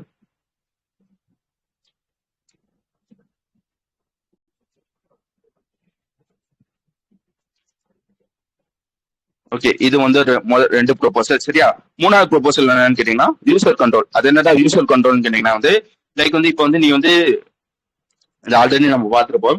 இந்த யூபிஐ வந்து நம்ம காலைல யூஸ் பண்ணுவோம். ஓகே, ஆனா வந்து நைட்டு தூங்க போறப்ப இதெல்லாம் வந்து யூபிஐ வந்து யூஸ் பண்ண மாட்டோம் பாத்தீங்களா. அப்பெல்லாம் வந்து நீ வந்து இந்த யூபிஐ வந்து ஆஃப் பண்ணி வச்சுக்கலாம். இந்த யூசர் கண்ட்ரோல் கீழே வந்து என்ன ரூல்ஸ் வந்து கொண்டு வராங்கன்னா, உனக்கு தேவையில்லாத நேரத்துல வந்து உன்னோட யூபிஐ வந்து ஆஃப் பண்ணிக்கலாம், உன்னோட கார்டு பேமெண்ட் வந்து ஆஃப் பண்ணிக்கலாம், உன் நெட் பேங்கிங் வந்து ஆஃப் பண்ணிக்கலாம். சரியா, இந்த மாதிரி விஷயத்த வந்து யூசர் கண்ட்ரோல் கீழே வந்து கொண்டு வராங்க. அதுக்கு மாதிரி வந்து லிமிட்டையும் லைக் வந்து என்ன செட் பண்ணி வச்சுக்கலாம். இப்ப வந்து உதாரணத்துக்கு வந்து யூபிஐல வந்து ஒரு நாளைக்கு வந்து 5,000 ரூபாய் தான் லிமிட் அப்படின்றத செட் பண்ணினா அது தாண்டி வந்து உன்னால வந்து காசு வந்து அனுப்ப முடியாது. சரியா, அந்த மாதிரி லிமிட்டையும் நீ செட் பண்ணி வந்து வச்சுக்கலாம். அதாவது உன் அக்கௌண்ட்ல உன்னோட பார்வைக்கே தாண்டி யாராச்சும் வந்து 5,000 ரூபாய்க்கு மேல அனுப்பணும்னு நினைச்சாங்கன்னா அவங்களால வந்து முடியாது. ஏன்னா வந்து நீ ஆல்ரெடி லிமிட் வந்து செட் பண்ணிக்கியா, லிமிட் வந்து செட் பண்ணி வந்து வச்சுக்கலாம். அதுக்கப்புறம் என்னன்னு சொல்லியிருப்பான்னு கேட்டீங்கன்னா கில் ஸ்விட்ச். சரியா, அது என்னடா கில் ஸ்விட்ச்னு கேட்டீங்கன்னா இந்த மாதிரி உதாரணத்துக்கு வந்து உன் போனே தொலைச்சிட்டேன்னு வச்சுக்கோங்களேன். லைக் என்ன பண்ணிருப்பான்னு கேட்டீங்கன்னா வந்து கில் ஸ்விட்ச் அப்படின்ற ஒரு ஆப்ஷன் இருக்கும். நீ என்ன பண்ணா உடனடியா வந்து மற்ற போன்ல இருந்து லைக் வந்து வேற ஒரு போன்ல இருந்து பேங்க் இருந்து கால் பண்ணி இந்த மாதிரி என்னோட எல்லா வித டிரான்சாக்ஷனும் பேக் பண்ணுங்க அப்படின்ற ஒரு ஆப்ஷன் வந்து நீ வந்து கொடுத்துக்கலாம். அதுதான் வந்து கில் ஸ்விட்ச்னு சொல்லுவாங்க. புரிஞ்சுச்சா? மூணாவது ரூல்ஸ் என்னன்னு கேட்டீங்கன்னா யூசர் கண்ட்ரோல். இந்த யூசர் கண்ட்ரோல்ல வந்து மொத்தம் வந்து 3 பாயிண்ட் இருக்கு. உன்னால வந்து யூபிஐ வந்து ஆன் ஆஃப் வந்து பண்ணிக்கலாம். அதே மாதிரி வந்து ரெண்டாவது விஷயம் என்னன்னு கேட்டீங்கன்னா வந்து உன்னோட லிமிட்டை வந்து செட் பண்ணி வைக்கலாம். அதுக்கப்புறம் வந்து மூணாவது ஆப்ஷன் என்னங்கன்னா கில் ஸ்விட்ச்னு சொல்லுவாங்க. உன்னோட எல்லா வித டிரான்சாக்ஷனையும் உன்னால வந்து பேக் வந்து பண்ணிக்க முடியும். புரிஞ்சுச்சா? மூணாவது விஷயம் யூசர் கண்ட்ரோல் கீழே. ஓகே, ஆஹா சூப்பர். ஒரே நிமிஷம்.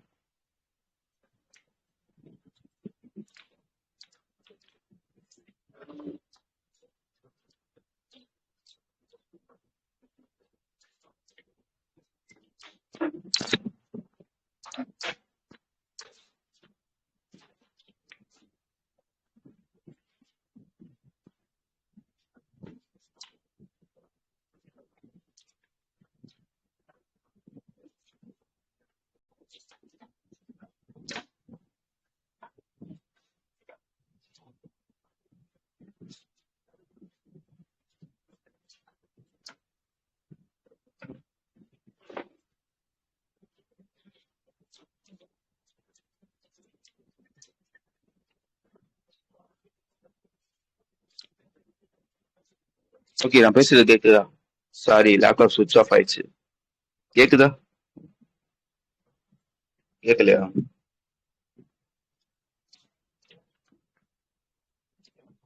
ஓகே, அடுத்து வந்து நாலாவது ரூல்ஸ். நாலாவது தான் சொல்லணும். இந்த நாலாவது ரூல்ஸ் வந்து என்ன பண்ணிருப்பாங்க கேட்டீங்கன்னா வந்து ஐயோ இன்னும் ஆனால ஒரே நிமிஷம் இருங்களேன்.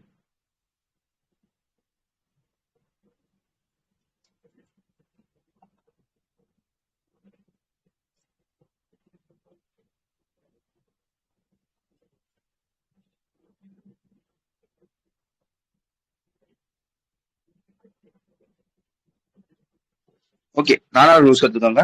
இந்த நாலாவது ரூல்ஸ் என்ன சொல்லியிருப்பாங்க வந்து இந்த மியூல் அக்கௌண்ட் பத்தி பேசியிருப்பாங்க. மியூல் அக்கௌண்ட்னா உங்களுக்கு நல்லா தெரியும். லைக் வந்து இப்போ வந்து ஒரு பேங்க் அக்கௌண்ட் இருக்குன்னு வச்சுக்கோங்க. அந்த பேங்க் அக்கௌண்ட்டுக்கு வந்து இல்லீகல் டிரான்ஸ்பருக்காக யூஸ் பண்ணுவாங்க பாத்தீங்களா. இப்போ வந்து ஒரு இல்லீகல் டிரான்ஸ்பருக்காக யூஸ் பண்ற ஒரு அக்கௌண்ட் தான் வந்து இந்த மியூல் அக்கௌண்ட்னு சொல்லுவாங்க. அதுக்காக தான் இந்த நாலாவது ரூல்ஸ் வந்து கொண்டு வந்திருக்காங்க. என்ன சொல்லியிருப்பாங்க கேட்டீங்கன்னா வந்து இந்த மாதிரி ஏதாச்சும் ஒரு பேங்க் அக்கௌண்ட்ல நல்லா வச்சுக்கோங்க, ஒரு வருஷத்துல 25 லட்சத்துக்கு மேல வந்து யாராச்சும் வந்து டிரான்ஸ்ஃபர் வந்து பண்றாங்களா, மொத்த டிரான்சாக்ஷன்ல 25 லட்சத்துக்கு மேல வந்து யாராச்சும் வந்து டிரான்சாக்ஷன் பண்றாங்கன்னா அந்த அக்கௌண்ட் வந்து இனிமே வந்து நீ வந்து நீ வந்து கண்காணிக்கணும். வந்து அவன் வந்து இந்த மாதிரி 25 லட்சத்துக்கு மேல வந்து டிரான்சாக்ஷன் பண்ணானா வந்து அவன்கிட்ட வந்து கணக்கு கேட்கணும். இந்த மாதிரி வந்து எதுக்காக வந்து நீ வந்து 25 லட்சத்துக்கு வந்து டிரான்ஸ்ஃபர் வந்து பண்ண, அதுக்கான ப்ரூஃப் இருக்கா, சோர்ஸ் இருக்கா, இந்த மாதிரி வந்து கண்காணிக்கணும் அப்படின்னு சொல்லி வந்து ஒரு 4வது ரூல்ஸ் வந்து கொண்டு வந்திருக்காங்க. புரிஞ்சுச்சா?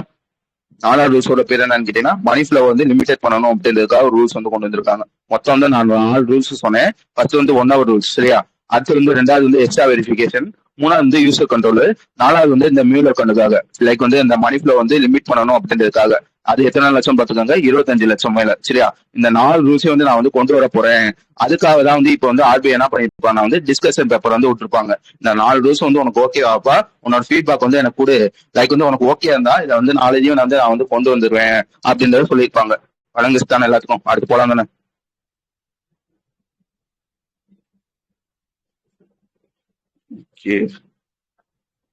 ஓகே, அடுத்த விஷயம் வந்துடலாம். அடுத்த விஷயம் வந்து என்பிஎஸ், சரியா? என்பிஎஸ் பத்தி ஆல்ரெடி நம்ம நிறைய வாட்டி வந்து பார்த்துட்டோம், சரியா? அது என்னன்னா என்பிஎஸ் கேட்டீங்கன்னா நேஷனல் பென்ஷன் சிஸ்டம் சொல்லுவாங்க. அதை பத்தி டீட்டெயிலா பார்த்துருப்போம். யாராச்சும் வந்து கேட்கணும்னு நினைச்சீங்கன்னா டேட் வந்து மறந்து போச்சு, சரியா?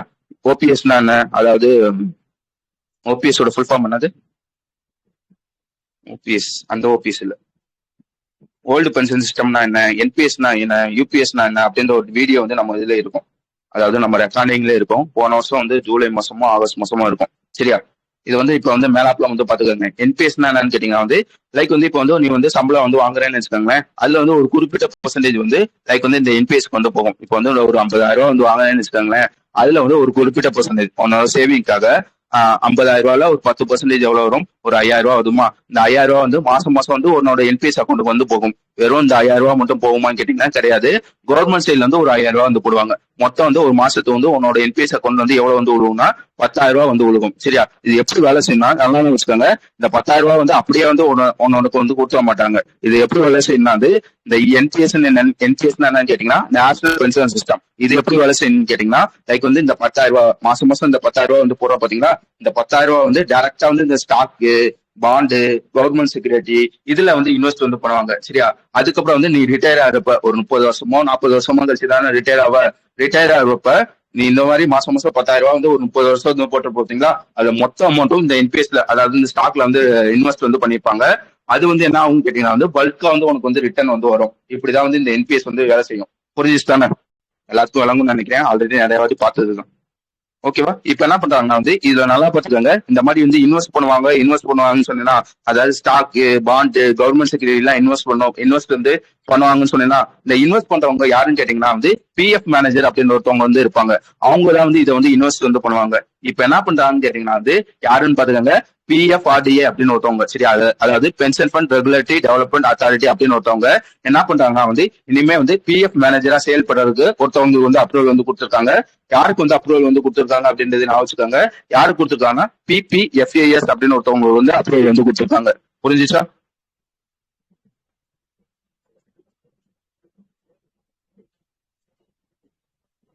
வழங்குச்சா? சிம்பிளான விஷயம்.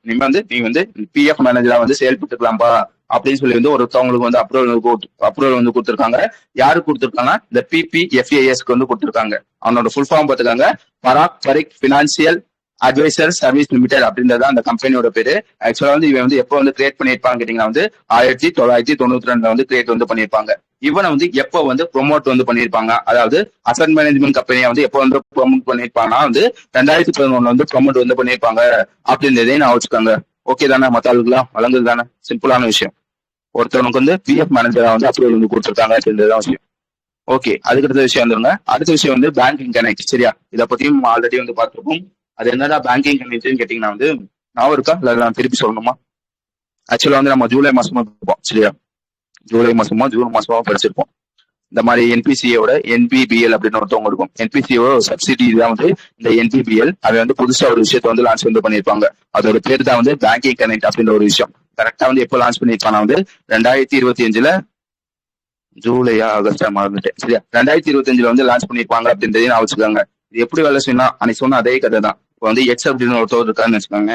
இவர் வந்து ஒரு ஸ்டோர் வந்து வச்சிருக்காரு, இந்த மாதிரி வச்சிருக்காங்க. ஒரு ஆன்லைன் ஸ்டோர் வந்து வச்சிருக்காரு. இந்த மாதிரி டிஷர்ட் எல்லாம் வைப்பாங்க பாத்தீங்களா, ஆன்லைன்ல இன்ஸ்டாகிராம்ல வைப்பாங்க பாத்தீங்களா, அந்த மாதிரி ஒரு ஸ்டோர் வந்து வச்சிருக்காங்கன்னு வச்சுக்கோங்களேன். இப்போ வந்து உங்களோட கஸ்டமர் வந்து என்ன பண்ணுவாங்க, வந்து அவர்கிட்ட வந்து டிஷர்ட் வந்து வாங்குவாங்க. டிஷர்ட் வந்து வாங்கிட்டு ஆன்லைன் ஸ்டோர்னால வந்து ஆன்லைன் தான் வந்து பேமெண்ட் வந்து பண்ணுவாங்க. இப்போ உதாரணத்துக்கு வந்து என்னைய எடுத்துக்காங்களேன். கேக்குதா? மத்த ஆளுக்குலாம் கேக்குதா? ஹலோ?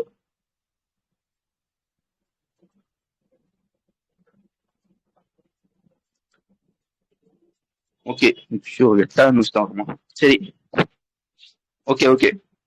இப்ப என்ன எடுத்துக்கோங்களேன். நான் வந்து இந்த மாதிரி வந்து அவங்ககிட்ட வந்து டிஷர்ட் வந்து வாங்குறேன்னா, நான் வந்து பேமெண்ட் வந்து பண்ணும். இப்ப வந்து என்கிட்ட வந்து எஸ்பிஐ அப்படின்ற ஒரு அக்கௌண்ட் வந்து இருக்குன்னு வச்சுக்கோங்களேன். என்னோட ஆன்லைன் பேமெண்ட், அதாவது ஆன்லைன் பேமெண்ட் வந்து எஸ்பிஐ வழியா தான் வந்து பண்ணுவேன். அதுக்கு வந்து இவன் என்ன பண்ணணும்னு கேட்டீங்கன்னா, இந்த எச் அப்படின்னு ஒருத்தர் அந்த கடைக்காரர் இருக்காரு பாத்தீங்களா, அவர் என்ன பண்ணுவாங்கன்னா வந்து எஸ்பிஐயோட அவனோட அவனோட பேமெண்ட் சிஸ்டம்லாம் இருக்கும் பாத்தீங்களா, அவனோட ஆன்லைன் வெப்சைட் இருக்கும் பாத்தீங்களா, அதை வந்து எஸ்பிஐயோட இன்டெகிரேட் வந்து பண்ணணும். சரியா? லைக் வந்து இப்ப வந்து எஸ்பிஐல இருந்து அமௌண்ட் வந்து போடுறோம்னா கரெக்டா வந்து அவன் அக்கௌண்ட்டுக்கு வந்து வரணும்னு வச்சுக்கோங்களேன். எஸ்பிஐ இருந்து அவன் வந்து பர்மிஷன் வந்து வாங்கணும். இந்த மாதிரி வந்து ஆன்லைன் டாக்ஸஸ் எஸ்பிஐ வழியா பண்ற ஆன்லைன் டாக்ஸேஷன் டைரக்டா என் வெப்சைட்டுக்கு வந்து வரணும்னு சொல்லணும்னா ஃபர்ஸ்ட் வந்து எஸ்பிஐ இருந்து பர்மிஷன் வந்து வாங்கணும். அதுதான் வந்து இன்டெகிரேட்னு சொல்லுவாங்க. இப்போ வந்து நான் வந்து எஸ்பிஐ, அதே மாதிரி வந்து பக்கத்துல ஒரு கஸ்டமர் வந்து HDFC இருப்பாரு. அதுக்கப்புறம் வந்து இன்னொரு கஸ்டமர் வந்து ஆக்சிஸ் பேங்கா வந்து இருப்பாரு. அதுக்கப்புறம் வந்து இன்னும் சில பல பேங்க்ஸ் எல்லாம் இருக்கு பாத்தீங்களா, ஒவ்வொரு கஸ்டமரும் ஒவ்வொரு பேங்க்ஸ்ல இருப்பாரு. முன்னாடி எப்படி இருந்துச்சுன்னா வச்சுக்கோங்களேன், ஃபர்ஸ்ட் வந்து எஸ்பிஐ வந்து ஒரு அப்ரூவல் வந்து வாங்கணும். அதுக்கப்புறம் வந்து HDFC இருந்து வந்து வாங்கணும். அதுக்கப்புறம் வந்து ஆக்சிஸ் இருந்து வாங்கணும். இந்த மாதிரி ஒவ்வொரு பேங்க்ல இருந்து அப்ரூவல் வந்து வாங்கினாதான் வந்து அந்த பேங்க்ல இருந்து இருக்க கஸ்டமர்ஸ் எல்லாம் இருப்பாங்க பாத்தீங்களா, அவங்ககிட்ட இருந்து வந்து மணியை வந்து ரிசீவ் வந்து பண்ண முடியும். புரிஞ்சுச்சா என்ன சொல்ல வரேன்றது? ஒரு வாட்டி விட்டு விட்டு கேட்டுச்சு. ஓகேவா என்ன சொல்ல வந்தேன்றது? இது வந்து முன்னாடி இப்படிதான் நடந்துகிட்டு இருந்துச்சு. இதை குறைக்கணும், இதோட சிம்பிளிஃபை பண்ணணும் அப்படின்றதுக்காக என்ன பண்ணிருப்பான்னு கேட்டீங்கன்னா, என்பிசியோட NBBL அப்படின்னு ஒருத்தவங்க வந்து இருப்பாங்க. அதாவது என்பிசியோட பாரத் பில் பே லிமிடெட் அப்படின்னு ஒருத்தவங்க இருப்பாங்க. அவங்க என்ன பண்ணிருப்பாங்க, 2025 வந்து இந்த மாதிரி வந்து பேங்கிங் கனெக்ட் அப்படின்னு ஒரு விஷயத்த வந்து லான்ச் வந்து பண்ணிருப்பாங்க. அதாவது அது என்னடா பேங்கிங் கனெக்ட் கேட்டீங்கன்னா, இந்த மாதிரி தனித்தனியா நீ வந்து அப்ரூவல் வந்து வாங்க பார்த்தீங்களா, அதெல்லாம் தேவையில்லப்பா. ஒரே சிஸ்டம் தான், ஒரே வாட்டி அப்ரூவல் வந்து வாங்கிட்டா நீ வந்து எந்த வித கஸ்டமரும் இருந்தாலும் பரவாயில்ல, SBI இருந்தாலும் பரவாயில்ல, HDFC இருந்தாலும் பரவாயில்ல, எந்த கஸ்டமர் இருந்தாலும் டைரக்டா வந்து நீ வந்து பணத்தை வந்து போட்டுக்கலாம். அந்த பணம் வந்து அவனோட வெப்சைட்டுக்கு வந்து வந்துடும். சரியா? அதுக்காக கொண்டு வரப்பட்டதுதான் வந்து இந்த பேங்கிங் கனெக்ட் அப்படின்னு ஒரு வெப்சைட். இந்த பேங்கிங் கனெக்ட்ல இப்ப வந்து புதுசா ஒரு பேங்க் வந்து பேங்க் வந்து இணைறாங்க. யார் வந்து இணைறாங்க பாத்தீங்க, ஆக்சிஸ் பேங்க் தான் வந்து இணைறாங்க அப்படின்றதான் விஷயம். புரிஞ்சுச்சா? புரியலன்னா சொல்லுங்க, திருப்பி கூட சொல்லிடுறேன். இனிமே வந்து அந்த அவனோட கஸ்டமர் யாராச்சும் ஆக்சிஸ் பேங்க்ல இருந்தாங்கன்னா அவன் வந்து டைரக்டா வந்து அவங்ககிட்ட வந்து மணியை வந்து ரிசீவ் வந்து பண்ணிக்கலாம். ஆக்சிஸ் பேங்க்கும் இப்ப வந்து பேங்கிங் கனெக்ட்ல வந்து இணைஞ்சிருக்காங்க அப்படின்றதான் விஷயம். இது வரைக்கும் இந்த பேங்கிங் கனெக்ட்ல எத்தனை பேங்க் வந்து இருக்குன்னு கேட்டீங்கன்னா 8 மேஜர் பேங்க் இருக்கு. SBI, HDFC, ICICI, Axis Bank, Yes Bank, இந்த மாதிரி வந்து 8 பேங்க் இருக்கு. ஒரு 11 பேமெண்ட் பேங்க் வந்து இருக்கு, பேமெண்ட் அக்ரிகேட்டர் வந்து இருக்காங்க அப்படின்றதையும் நான் வச்சுக்காங்க. வேற எதுவும் அதுல இருக்காது. அடுத்த விஷயம் என்ன பண்ணிருக்காங்கன்னா வந்து RBI வந்து ஒரு பிளான வந்து லான்ச் பண்றாங்க. அந்த பிளானோட பேர் போட்டுக்காங்க, உத்காஷ் 2029 அப்படின்றது அந்த பிளானோட பேரு. புரிஞ்சுச்சா? RBI வந்து ஒரு பிளான் வந்து லான்ச் பண்றாங்க. அந்த பிளானோட பேர் என்னன்னு கேட்டீங்கன்னா உத்காஷ் 2029 அப்படின்றது அந்த பிளானோட பேரு. அது என்னடா உத்காஷ் 2029னா, இந்த மாதிரி RBI சொல்லியிருக்காங்க. அதாவது அடுத்து இப்ப வந்து 2026, 27, 28, 29 அடுத்த ஒரு 4 வருஷத்துல வந்து நான் என்னென்ன பண்ண போறேன், எதெல்லாம் வந்து என்னோட வெப்சைட்டை வந்து பில்ட் பண்ண போறேன், எதெல்லாம் வந்து இம்ப்ரூவ் பண்ண போறேன் அப்படின்னு சொல்லி வந்து ஒரு பிளான் வந்து ரிலீஸ் பண்ணிருக்காங்க. அந்த பிளான் தான் வந்து உத்காஷ் 2029. இந்த பிளான்ல வந்து எத்தனை பில்லர்ஸ் வந்து இருக்குன்னு கேட்டீங்கன்னா மொத்தம் வந்து 6 பில்லர்ஸ் இருக்கு. சரியா? அதுக்கப்புறம் வந்து ஒரு 49 பாயிண்ட்ஸ் இருக்கு அப்படின்றதையும் நான் வச்சுக்கோங்க. இது 6 பில்லர்ஸ் வந்து எதை சம்மந்தப்பட்டதுன்னு கேட்டீங்கன்னா, ஒண்ணு வந்து ரோபஸ்ட் ரெகுலேஷன், அதாவது என்னன்னு கேட்டீங்கன்னா வந்து இந்த மாதிரி ரூல்ஸ் எல்லாம் இருக்கு பாத்தீங்களா, அதை வந்து ஸ்ட்ராங் பண்ணணும், அதை சிம்பிளிஃபை பண்ணணும் அப்படின்ற ஒரு பில்லர் ஒண்ணு இருக்கு. ரெண்டாவது விஷயம் என்னன்னு கேட்டீங்கன்னா வந்து மக்களை வந்து ஃபோக்கஸ் வந்து பண்ணணும். அதாவது நான் கொண்டு வர விஷயம் வந்து மக்களை வந்து ஃபோக்கஸ் வந்து பண்ணணும் அப்படின்றதுக்காக ரெண்டாவது பில்லர், அந்த பில்லரோட பேர் போட்டுருக்காங்க customer centricity and inclusive finance அப்படின்ற ஒரு பில்லர். சரியா? மூணாவது பில்லர் என்னன்னு கேட்டீங்கன்னா காம்படிட்டிவ் மார்க்கெட். சரியா? இந்த மாதிரி வந்து பினான்சியல் செக்டர் எல்லாம் இருக்கு பாத்தீங்களா, இதை இம்ப்ரூவ் பண்ணணும் அப்படின்றதுக்காக மூணாவது பில்லர் வந்து இருக்கும். சரியா? நாலாவது பில்லர் என்னன்னு கேட்டீங்கன்னா வந்து இந்த ஏஐஏ, இந்த மாதிரி அட்வான்ஸ் டெக்னாலஜி எல்லாம் இருக்கும் பாத்தீங்களா, அந்த டெக்னாலஜி வந்து எஃபெக்டிவா யூஸ் பண்றதுக்காக ஒரு பில்லர் வந்து கொண்டு வந்திருப்பாங்க. அடுத்து வந்து அஞ்சாவது பில்லர் என்னன்னு கேட்டீங்கன்னா ஃபியூச்சர் ரெடி ஆர்கனைசேஷன். இந்த மாதிரி வந்து RBIயோட இன்டகிரேட் வெப்சைட் எல்லாம் இருக்கும் பாத்தீங்களா, அதை வந்து அப்டேட் பண்ணணும் அப்படின்றதுக்காக அடுத்த 4 வருஷம் வந்து நான் வந்து உழைக்க போறேன் அந்த மாதிரி சொல்லியிருப்பாங்க. கடைசியா வந்து குளோபல் இன்டகிரேஷன், அதாவது லைக் வந்து குளோபல் லெவல்ல வேர்ல்ட் லெவல்ல இருக்க கண்ட்ரிஸ் இருக்கும் பாத்தீங்களா, அந்த கண்ட்ரிஸோட RBIயோட வெப்சைட், RBIயோட லைக் வந்து இந்த சேவை எல்லாம் இருக்கும் பாத்தீங்களா, அதை வந்து குளோபல் லெவல்ல வந்து இன்டகிரேட் பண்றணும் அப்படின்றதுக்காக ஒரு பில்லர் வந்து கொண்டு வந்திருக்காங்க. புரிஞ்சுச்சா? RBI வந்து ஒரு பிளான் வந்து லான்ச் பண்ணிருக்காங்க. அந்த பிளான்ல வந்து மொத்தம் வந்து 6 பில்லர்ஸ் இருக்கு. அது என்னென்ன ஏது அப்படின்றத நான் சொன்னேன். வழங்கு சார்.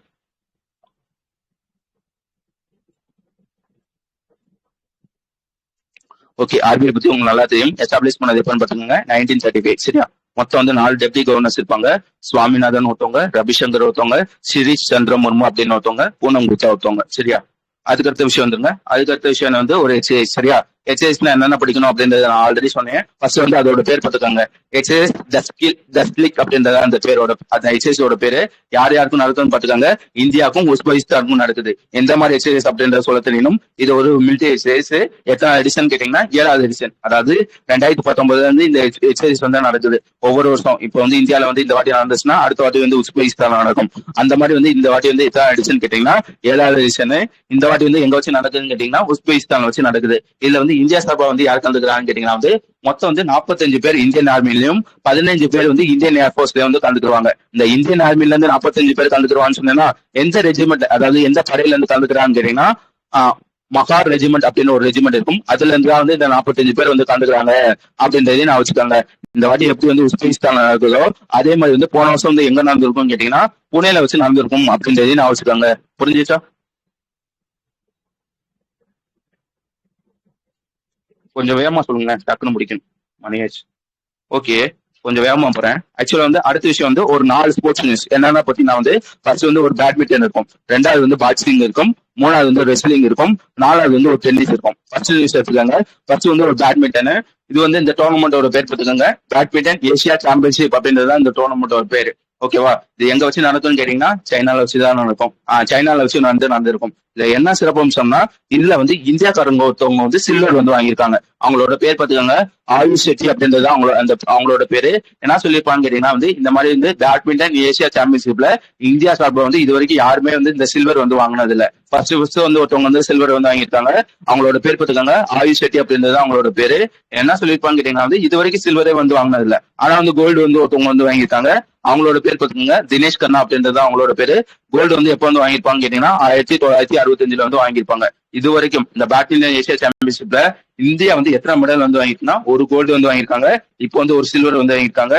இதையும் தாண்டி வந்து ஒரு 6 பிரான்ஸ் வந்து வாங்கியிருக்காங்க அப்படின்றதையும் நான் வச்சுக்காங்க. ஓகேவா? வேற எதுவும் அதுல வேணாம். இதுல வந்து ஓகே, இவர் சில்வரா, கோல்டு வந்து யார் வந்து வாங்கியிருப்பான்னு கேட்டீங்கன்னா வந்து ஷி யுகி அப்படின்னு ஒருத்தவங்க வந்து கோல்டு வந்து வாங்கியிருப்பாங்க. இது வந்து மென்ஸ். உமன்ஸ்ல வந்து யார் வந்து கோல்டு வந்து வாங்கியிருப்பானா எங்க அப்படின்னு ஒருத்தவங்க வந்து கோல்டு வந்து வாங்கியிருப்பாங்க. வாங் அப்படின்ற ஒருத்தவங்க வந்து சில்வர் வந்து வாங்கியிருப்பாங்க அப்படின்றதையும் நான் வச்சுக்கோங்க. ஓகே, அடுத்த நியூஸ் வந்து எதை பத்தி இருக்கும்னு கேட்டீங்கன்னா வந்து ஆல்ரெடி சொன்ன மாதிரி இது வந்து ஒரு பாக்ஸிங் சம்பந்தப்பட்ட ஒரு நியூஸ். சரியா? இந்த டோர்னமெண்டோட பேர் பார்த்துக்கோங்க, ஏசியன் பாக்ஸிங் சாம்பியன்ஷிப் அப்படின்றது இந்த டோர்னமெண்டோட பேரு. இதுல வந்து என்ன பண்ணிருப்பாங்க கேட்டீங்கன்னா வந்து இந்தியா தான் வந்து அதிக மெடல் வந்து வாங்கியிருப்பாங்க. எத்தனை மெடல் வந்து வாங்கியிருக்காங்க பார்த்துக்கோங்க, 16 மெடல் வந்து வாங்கியிருக்காங்க. இது வந்து எங்க வச்சு நடந்திருக்கு அப்படின்றது முக்கியம். கஜகஸ்தானா கிர்கிஸ்தானா 2 வந்து அடிக்கடி வருமே, அடுத்தடுத்து வரும். ஒரே நிமிஷம் நான் பாத்துக்கிறேன் எங்க வச்சு நடந்திருக்குன்னு.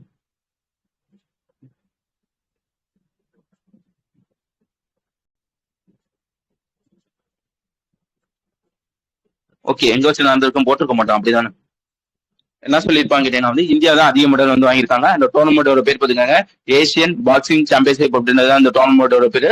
மொத்தம் எத்தனை மெடல் வந்து வாங்கியிருக்காங்கன்னா 16 மெடல் வந்து வாங்கியிருக்காங்க. என்னதான் வந்து இந்தியா வந்து 16 மெடல் வந்து வாங்கினாலும் கோல்டுல வந்து யார் வந்து வாங்கியிருப்பாங்க கேட்டீங்கன்னா கஜகஸ்தான்ல வந்து அதிகம் வந்து கோல்டு வந்து வாங்கியிருப்பாங்க.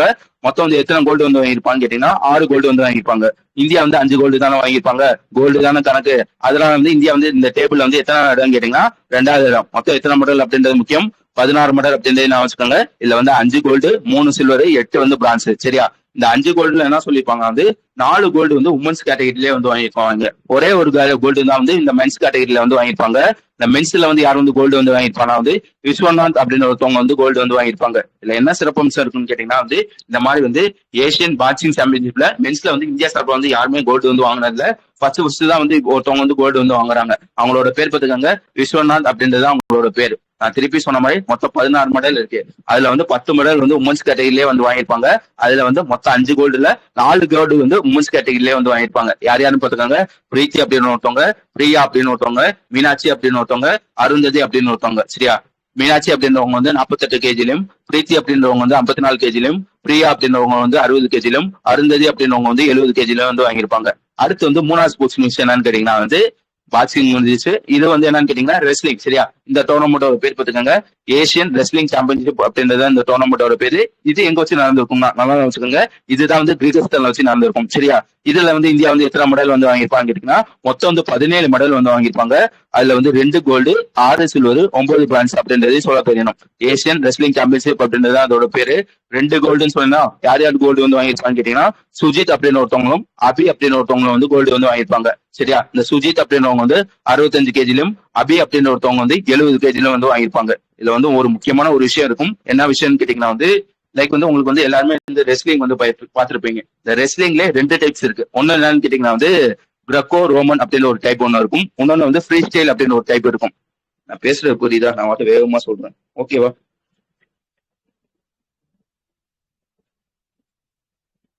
புரியுதுதானே?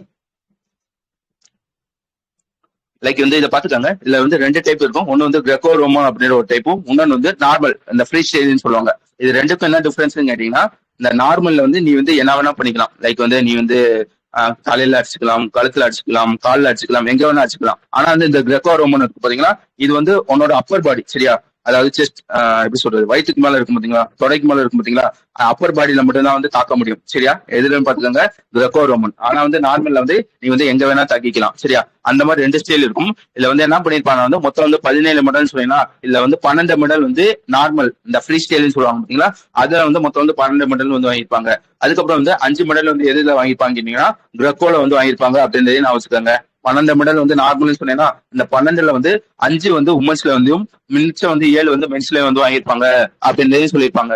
கடைசி என்ன சொல்லி முடிச்சிருப்பாங்க கேட்டீங்கன்னா இந்த 2 கோல்டுன்னு சொன்னீங்கன்னா 2 கோல்டு வந்து ஒன்னு வந்து சுஜித் அப்படின்னு ஒருத்தவங்களும், இன்னொன்னு வந்து அபி அப்படின்னு ஒருத்தவங்களும். சரியா, ரெண்டுமே வந்து நார்மல் கேட்டகரியில தான் வந்து வாங்கியிருப்பாங்க.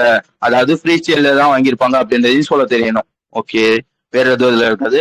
அடுத்து வந்து ஒரு டென்னிஸ் டோர்னமெண்ட். சரியா, இந்த டோர்னமெண்டோட பேர் மான்டி கார்லோ மாஸ்டர்ஸ் அப்படின்றதுதான் இந்த டோர்னமெண்டோட பேரு. இது வந்து எங்க வச்சு நடந்திருக்கும் கேட்டீங்கன்னா வந்து எங்க வச்சு நடந்திருக்கும்ன்றது சொல்லியிருக்க மாட்டான்னு நினைக்கிறேன். ஓகே, இதுல வந்து முக்கியமா படிக்க வேண்டியது என்னன்னு கேட்டீங்கன்னா லோவா கிளியரா? கிளியரா? கேக்குதா? ஹலோ?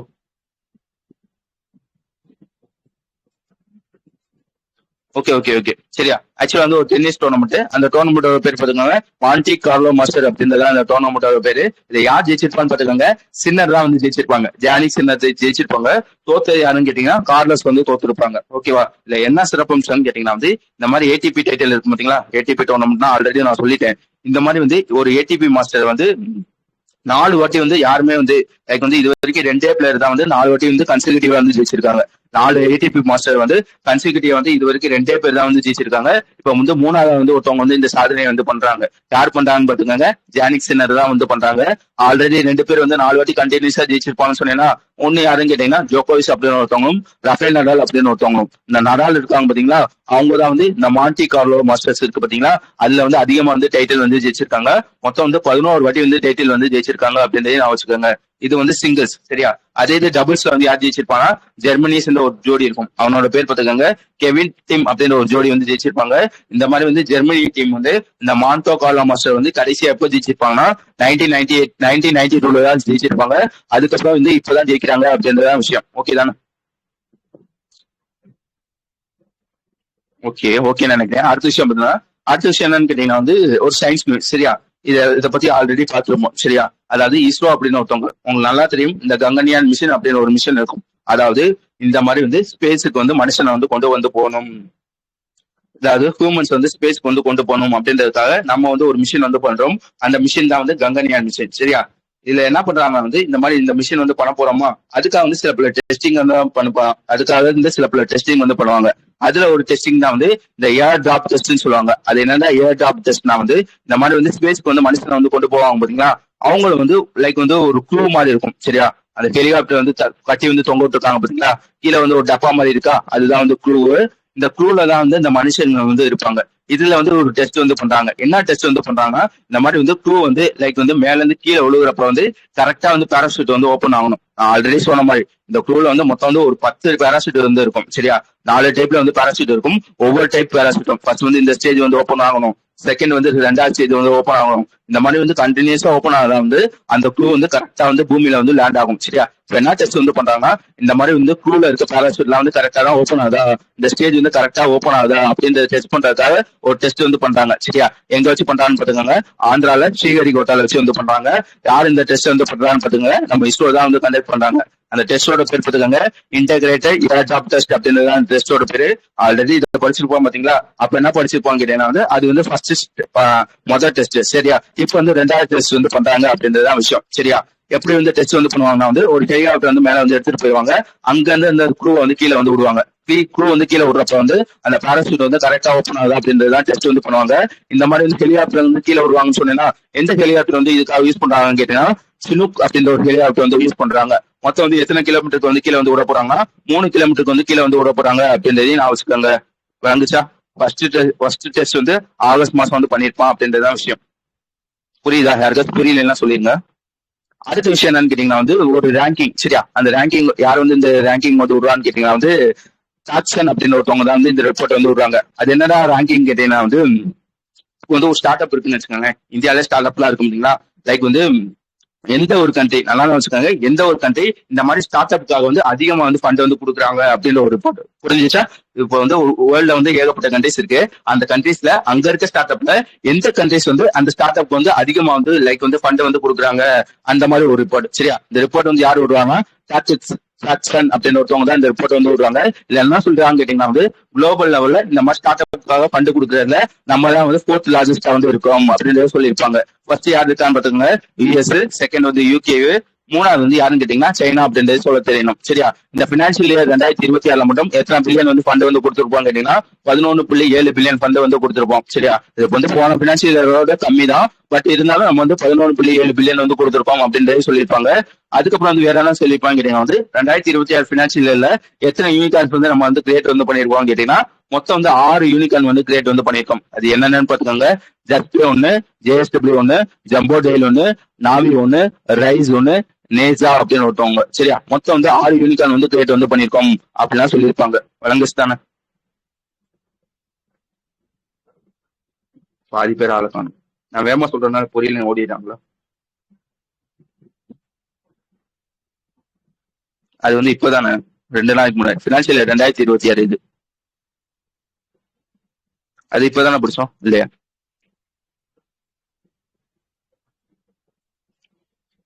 ஓகே, நான் மெதுவாகவே சொல்றேன். அடுத்த விஷயம் என்னன்னு கேட்டீங்கன்னா வந்து நித்யாவுக்கு வந்து ஒரு 2 ரிப்போர்ட் வந்து விட்டுருப்பாங்க. அதனால வச்சுக்கோங்க, நித்யாவுக்கு வந்து ஒரு 2 ரிப்போர்ட் வந்து விட்டுருப்பாங்க. எதுக்காக ஒரு ரிப்போர்ட் வந்து விட்டுருப்பாங்கன்னா, இந்த R&D எல்லாம் இருக்கும் பாத்தீங்களா, இந்த ரிசர்ச் அண்ட் டெவலப்மெண்ட், அது வந்து இந்தியாவில வந்து எப்படி இருக்கு அப்படின்றதுக்காக ஒரு 2 ரிப்போர்ட் வந்து விட்டுருப்பாங்க. அந்த ரிப்போர்ட்டோட பேர் பார்த்துக்கோங்க, ease of doing R&D in India அப்படின்ற ஒரு ரிப்போர்ட்டும், அதே மாதிரி survey report on ease of doing R&D in India அப்படின்ற ஒரு ரிப்போர்ட்டும். சரியா? இந்த ரிப்போர்ட் என்னன்னு கேட்டீங்கன்னா கிட்டத்தட்ட வந்து ஒரு 9 மாசம் வந்து ஆராய்ச்சி வந்து பண்ணிருப்பாங்க. இந்தியாவோட ரிசர்ச் அண்ட் டெவலப்மெண்ட் பத்தி ஒரு 9 மாசம் வந்து ஆராய்ச்சி வந்து பண்ணிருப்பாங்க. இந்த ஆராய்ச்சி முடிவுதான் வந்து இந்த ரிப்போர்ட் வந்து விட்டுருப்பாங்க. இந்த ரிப்போர்ட்ல என்ன சொல்லியிருப்பாங்க கேட்டீங்கன்னா வந்து இந்த மாதிரி வந்து இந்தியாவில வந்து ரிசர்ச் பண்றது வந்து ரொம்ப வந்து ஸ்லோவா இருக்கு. அதுக்கப்புறம் வந்து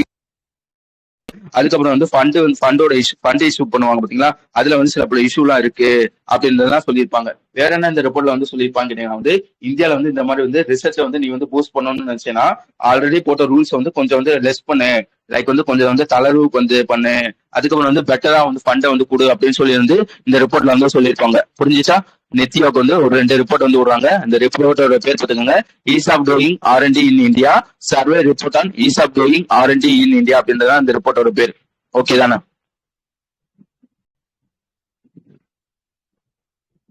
ஓகே, அடுத்த விஷயம் போயிடுறேன். அடுத்த விஷயம் என்னன்னு கேட்டீங்கன்னா நம்ம லேபர் அண்ட் எம்ப்ளாய்மெண்ட் மினிஸ்டர் இருக்கும் பாத்தீங்களா, அவனும் ஒரு 2 பேர் வந்து எம்ஓஏ வந்து சைன் பண்ணியிருக்காங்க. உங்களுக்கு நல்லா தெரியும், உங்களுக்கு வந்து NSCனா உங்களுக்கு நல்லா தெரியும். அது என்னடா NSCனா வந்து ஏதாவது ஒரு நியூஸ் ஒன்று விட்டுட்டேன் நான் கூடால 17, 18. ஓகே, உங்களுக்கு வந்து NSC பத்தி தெரியும். அது இருந்தா NSCன்னு கேட்டீங்கன்னா வந்து நேஷனல் கேரியர் சர்வீஸ்ன்னு சொல்லுவாங்க. லைக் வந்து இது வந்து ஒரு வெப்சைட் மாதிரி தான். இப்போ வந்து யாராச்சும் வந்து வேலை தர்றாங்கன்னு வச்சுக்கோங்களேன், உதாரணத்துக்கு வந்து நானே வந்து ஒரு டிகிரி வந்து படிச்சுட்டேன்னு வச்சுக்கோங்க. நான் வந்து வேலை தேடுறேன்னு வச்சுக்கோங்களேன். என்னோட ரெசியூம் வந்து இந்த போர்ட்டல்ல வந்து அப்லோட் வந்து பண்ணிட்டேன்னா, இந்த மாதிரிப்பா நான் வந்து இந்த காலேஜ்ல படிச்சிருக்கேன், இந்த கோர்ஸ் வந்து முடிச்சிருக்கேன் அப்படின்னு சொல்லி வந்து என்னோட ரெசியூம் வந்து நான் இந்த போர்ட்டல் வந்து அப்லோட் வந்து பண்ணுவேன். அதே மாதிரி வந்து வேலை கொடுப்பாங்க பாத்தீங்களா, அவங்களும் என்ன பண்ணுவாங்க வந்து இந்த போர்ட்டல் வந்து யூஸ் பண்ணுவாங்க. அவங்களுக்கு வந்து இந்த கேட்டகரி கீழே வந்து வேலைக்கு வந்து ஆளுகள் வந்து தேவைப்படுவாங்க பாத்தீங்களா, அவங்க என்ன பண்ணுவாங்க வந்து இந்த போர்ட்டல்ல இருக்க ரெசியூம்லாம் வந்து பார்ப்பாங்க. சரியா, இவன் வந்து நம்ம கம்பெனிக்கு வந்து கரெக்டா இருக்கானா இல்லையா அப்படின்றது வந்து செக் வந்து பண்ணுவாங்க. ஒன்ஸ் வந்து அவனோட கேட்டகரி கீழே வந்து எல்லாமே வந்து கரெக்டா இருந்துச்சுன்னு வச்சுக்கோங்களேன், அவனுக்கு என்ன பண்ணுவாங்க வந்து இந்த போர்ட்டல் கீழே வந்து அவன் வந்து கூப்பிடுவாங்க. இந்த மாதிரி போன் அடிப்பாங்க, இந்த மாதிரி இந்த போர்ட்டல்ல வந்து நீ வந்து வேலைக்கு அப்ளை பண்ணியிருந்தேல, எங்க கம்பெனில வந்து வேலை இருக்குப்பா வாப்பா அப்படின்னு சொல்லி வந்து வேலைக்கு வந்து கூப்பிடுவாங்க. இப்படிதான் வந்து இந்த போர்ட்டல் வந்து வேலை செய்யும் அப்படின்னு நான் வச்சுக்கோங்க.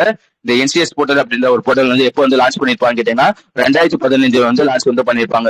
சரியா, அதை பத்தி வேற என்ன படிச்சிருப்போம்னு கேட்டீங்கன்னா வந்து 2015 லான்ச் பண்ணிருப்பானா ஒரு 5 வருஷம் லைக் வந்து அந்த போர்ட்டல் வந்து பில்ட் பண்றது, அதுல வந்து யூசரை வந்து ஆட் பண்றது, அதை வந்து இம்ப்ரூவ் பண்றது, இதை பண்றதுக்காக ஒரு 5 வருஷம் வந்து ஒதுக்கி இருப்பாங்க. அதெல்லாம் வந்து படிச்சிருப்போம். இப்ப என்ன பண்ணிருக்காங்கன்னு கேட்டீங்கன்னா இந்த என்சிஎஸ் போர்ட்டலுக்குல லைக் வந்து இந்த வேலையை வந்து தருவாங்க பாத்தீங்களா. இப்போ வந்து ரெண்டு ரெண்டு கம்பெனிஸ், அது யாருன்னு பார்த்துக்காங்க, போர்ட்டர் அப்படின்னு ஒருத்தவங்களும் ஜிகின் அப்படின்னு ஒருத்தவங்களும். சரியா, இந்த போர்ட்டர் அப்படின்றவங்க வந்து இந்த டெலிவரி கம்பெனிஸ் எல்லாம் இருப்பாங்க பாத்தீங்களா, டெலிவரி வேலை பார்ப்பாங்க பாத்தீங்களா, அவங்களாம் வந்து வந்துருவாங்க.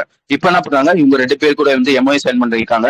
எதுக்காக சைன் பண்ணிருக்காங்க, இனிமே வந்து போர்ட்டலுக்கு யாருக்காச்சும் உனக்கு வந்து டெலிவரிக்கு வந்து ஆட்கள் வந்து தேவைப்படுச்சுன்னா அவங்களை வந்து நீ என்சிஎஸ் போர்ட்டல் வழியா வந்து எடுக்கணும்ப்பா அப்படின்னு சொல்லி. சரியா, அதாவது லைக் வந்து அவனுக்கு வந்து அவன் கம்பெனிக்கு வந்து ஆட்கள் வந்து தேவைப்படுச்சுன்னா இந்த என்சிஎஸ் போர்ட்டல் வந்து அப்லோட் பண்ற மாதிரி. அதே மாதிரி வந்து ஜிகின் தெரியுங்களா, இந்த ஜிக் ஒர்க்கர்ஸ் லைக் வந்து இந்த டெலிவரி வேலை, இந்த மாதிரி சின்ன சின்ன எப்படி சொல்றது டெம்பரரி ஜாப்லாம் வந்து பண்ணுவாங்க பாத்தீங்களா, அவங்களாம் வந்து ஜிக்கின் கீழே வந்து வருவாங்க. அவங்களுக்கு வந்து ஏதாச்சும் வந்து வேலைக்கு வந்து ஆட்கள் தேவைப்படுச்சுன்னா அவங்களும் இந்த மாதிரி என்சிஎஸ் போர்ட்டல் வந்து அப்லோட் பண்ணணும்ப்பா அப்படின்னு சொல்லி வந்து ஒரு 2 எம்ஓஐ வந்து சைன் பண்ணிருக்காங்க. யாருக்கார கூட வந்து சைன் பண்ணிருக்காங்கன்னு பாத்தீங்கன்னா பாட்டர் அப்படின்னு ஒருத்தவங்களுடையும் ஜிக்கின் டெக்னாலஜி அப்படின்னு ஒருத்தவங்க கூடயும். இந்த பாட்டர்ல என்ன சொல்றாங்கன்னு கேட்டீங்கன்னா, இந்த மாதிரி வந்து நான் வருஷத்துக்கு வந்து ஒரு 6 லட்சம் வேலை வந்து இந்த என்சிஎஸ் போர்ட்டல் வந்து அப்லோட் வந்து பண்ணுவேன்.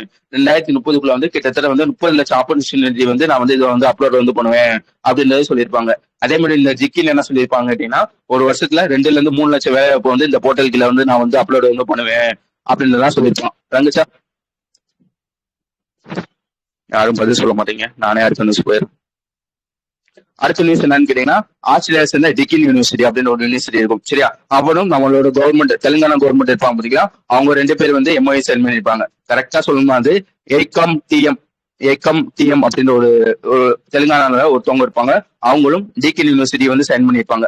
ஒன்னும் இல்லைங்க, இந்த தெலுங்கானால இந்த ஏஐ எல்லாம் இருக்கும் பாத்தீங்களா, லைக் வந்து தெலுங்கானாவை ஒரு ஏஐ ஹப்பா வந்து மாத்தணும் அப்படின்றதால ஆஸ்திரேலியா சேர்ந்த டிகின் யூனிவர்சிட்டி கூட வந்து சைன் பண்றாங்க. யார் சைன் பண்ணிருக்காங்க பாத்தீங்கன்னா, தெலுங்கானா தான் வந்து சைன் பண்ணிருக்காங்க. என்ன பண்ண போறாங்கன்னா மொத்தம் வந்து ஒரு 3 விஷயம் வந்து பண்ண போறாங்க. என்னன்னு கேட்டீங்கன்னா, ஏஐ எஜுகேஷன் வந்து இம்ப்ரூவ் வந்து பண்ண போறாங்க. ஏஐ சம்பந்தப்பட்ட ரிசர்ச் வந்து இம்ப்ரூவ் வந்து பண்ண போறாங்க.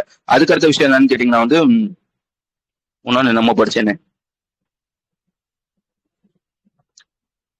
ஒன்னு எஜுகேஷன், ஒன்னு ரிசர்ச், அதுக்கப்புறம் வந்து வேலை வாய்ப்பு. சரியா, இந்த 3 விஷயத்த வந்து இம்ப்ரூவ் வந்து பண்ண போறாங்க அப்படின்றத விஷயம். யார் யாருன்னு பார்த்துக்காங்க, ஒன்னு வந்து டிகின் யூனிவர்சிட்டியும், இன்னொன்னு வந்து தெலுங்கானா கவர்மெண்ட் தான் இது வந்து இதுக்காக வந்து சைன் பண்றாங்க. வழங்குச்சு தானே, தெலுங்கானால இந்த மாதிரி வந்து ஏஐ சம்பந்தப்பட்ட விஷயத்த வந்து இம்ப்ரூவ் பண்ணணும் அப்படின்றதுக்காக 2 பேர் எம்ஓஐ சைன் பண்றாங்க. வேற எதுவும் இதுல இருக்காது. அடுத்த விஷயம் என்னன்னு கேட்டீங்கன்னா வந்து வியட்நாம சேர்ந்த வின் குரூப் அப்படின்னு ஒருத்தவங்க இருப்பாங்க. அவங்களும் மகாராஷ்டிரா கவர்மெண்ட் வந்து ஒரு எம்ஓஐ வந்து சைன் பண்றாங்க. இந்த வின் குரூப்பை பத்தி ஆல்ரெடி நம்ம படிச்சிருப்போம். லைக் வந்து தமிழ்நாடு, தெலுங்கானா இங்கெல்லாம் வந்து இன்வெஸ்ட் பண்ணி கண்டிட்டு. ஆனா இப்போ வந்து மகாராஷ்டிரலையும் போய் வந்து இன்வெஸ்ட் வந்து பண்ண போறோம். எத்தனை பில்லியன் வந்து இன்வெஸ்ட் வந்து பண்ண போறான்னு பாத்துக்கோங்க, 6.5 பில்லியன் வந்து இன்வெஸ்ட் வந்து பண்ண போறாங்க. சரியா, என்ன பண்ண போறாங்க அப்படின்னா வந்து லைக் வந்து இந்த 6.5 பில்லியனை வந்து 2ஆ வந்து பிரிச்சிருப்பாங்க. ஒரு 5 பில்லியன் வந்து டவுன்ஷிப் ப்ராஜெக்ட் அப்படின்னு ஒரு ப்ராஜெக்ட். லைக் வந்து அங்க வந்து என்ன சொல்றது, டவுன்ஷிப் நான் நம்ம படிச்சேனே, ஒரே நிமிஷம்.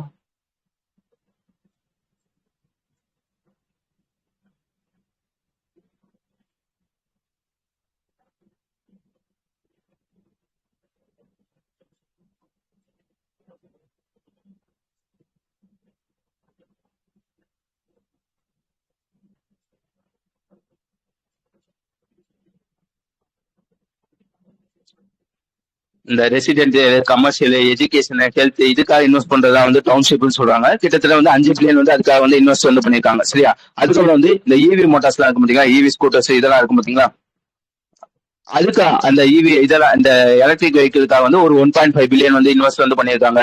என்ன சொல்லியிருப்பாங்க கேட்டீங்கன்னா வந்து இந்த மாதிரி வந்து 60,000 எலக்ட்ரிக் டாக்ஸி வந்து நாங்க வந்து கொண்டு வர போறோம், அதுக்காக வந்து ஒரு 1.5 பில்லியன் வந்து இன்வெஸ்ட் வந்து பண்ணிருப்பாங்க. ஓகேவா? இதையும் தாண்டி வந்து எஜுகேஷனு, அதுக்கப்புறம் டூரிசம், இதுக்காகவும் இன்வெஸ்ட் வந்து பண்ணிருப்பாங்க. புரிஞ்சுச்சா? லைக் வந்து மகாராஷ்டிரால இந்த மாதிரி வந்து லைக் வந்து இந்த டவுன்ஷிப் ப்ராஜெக்ட், இவி சம்பந்தப்பட்ட விஷயத்தை இம்ப்ரூவ் பண்ணணும் அப்படின்றதுக்காக ஒரு கம்பெனி வந்து இன்வெஸ்ட் வந்து பண்றாங்க. அவங்களோட பேர் பார்த்துக்காங்க, வின் குரூப் அப்படின்றத அவனோட பேரு. இவனை பத்தி ஆல்ரெடி நம்ம படிச்சிருப்போம். இந்த மாதிரி வந்து தமிழ்நாடு அந்த தெலுங்கானா வந்து ஆல்ரெடி இந்த மாதிரி விஷயத்துக்காக இன்வெஸ்ட் வந்து பண்ணிருப்பாங்க.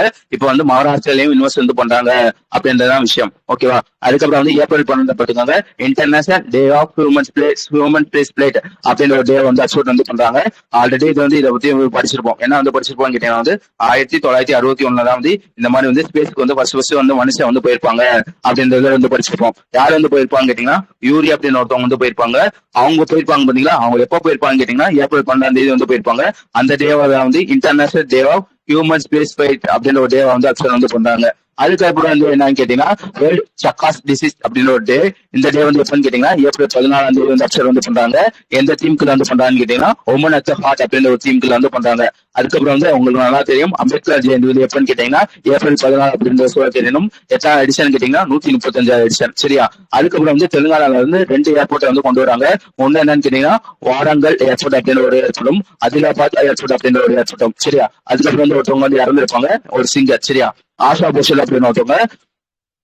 உங்களை பத்தி படிக்கணும்னு கேட்டீங்கன்னா வந்து ஃபர்ஸ்ட் இந்தியாவில வந்து யார் வந்து இந்த கிராமி அவார்டுக்கு வந்து நாமினேட் ஆயிருப்பாங்க கேட்டீங்கன்னா இவங்க தான் வந்து ஆயிருப்பாங்க. 1991 வந்து நாமினேட் வந்து ஆயிருப்பாங்க. வேற என்னன்னு கேட்டீங்கன்னா வந்து இவங்க வந்து 2011 வந்து கின்னஸ் வேர்ல்ட் ரெக்கார்ட்ல வந்து ஃபீச்சர் ஆயிருப்பாங்க. சரியா? இந்த மாதிரி வந்து மியூசிக் இண்டஸ்ட்ரியில வந்து அதிகமா வந்து ரெக்கார்டிங் வந்து பண்ணது அப்படின்ற ஒரு ரெக்கார்டுக்காக வந்து இவங்க வந்து ஃபீச்சர் வந்து ஆயிருப்பாங்க. அதுக்கப்புறம் வந்து 2020 வந்து 2008 வந்து பத்ம விபூஷனும், 2000 வந்து தாதா சாஹிப் பல்கே அவார்டு வந்து வாங்கியிருப்பாங்க அப்படின்றதையும் நான் வச்சுக்கோங்க. ஓகேவா? நீங்க நான் சொன்ன விஷயங்கள்லாம் புரிஞ்சிச்சா?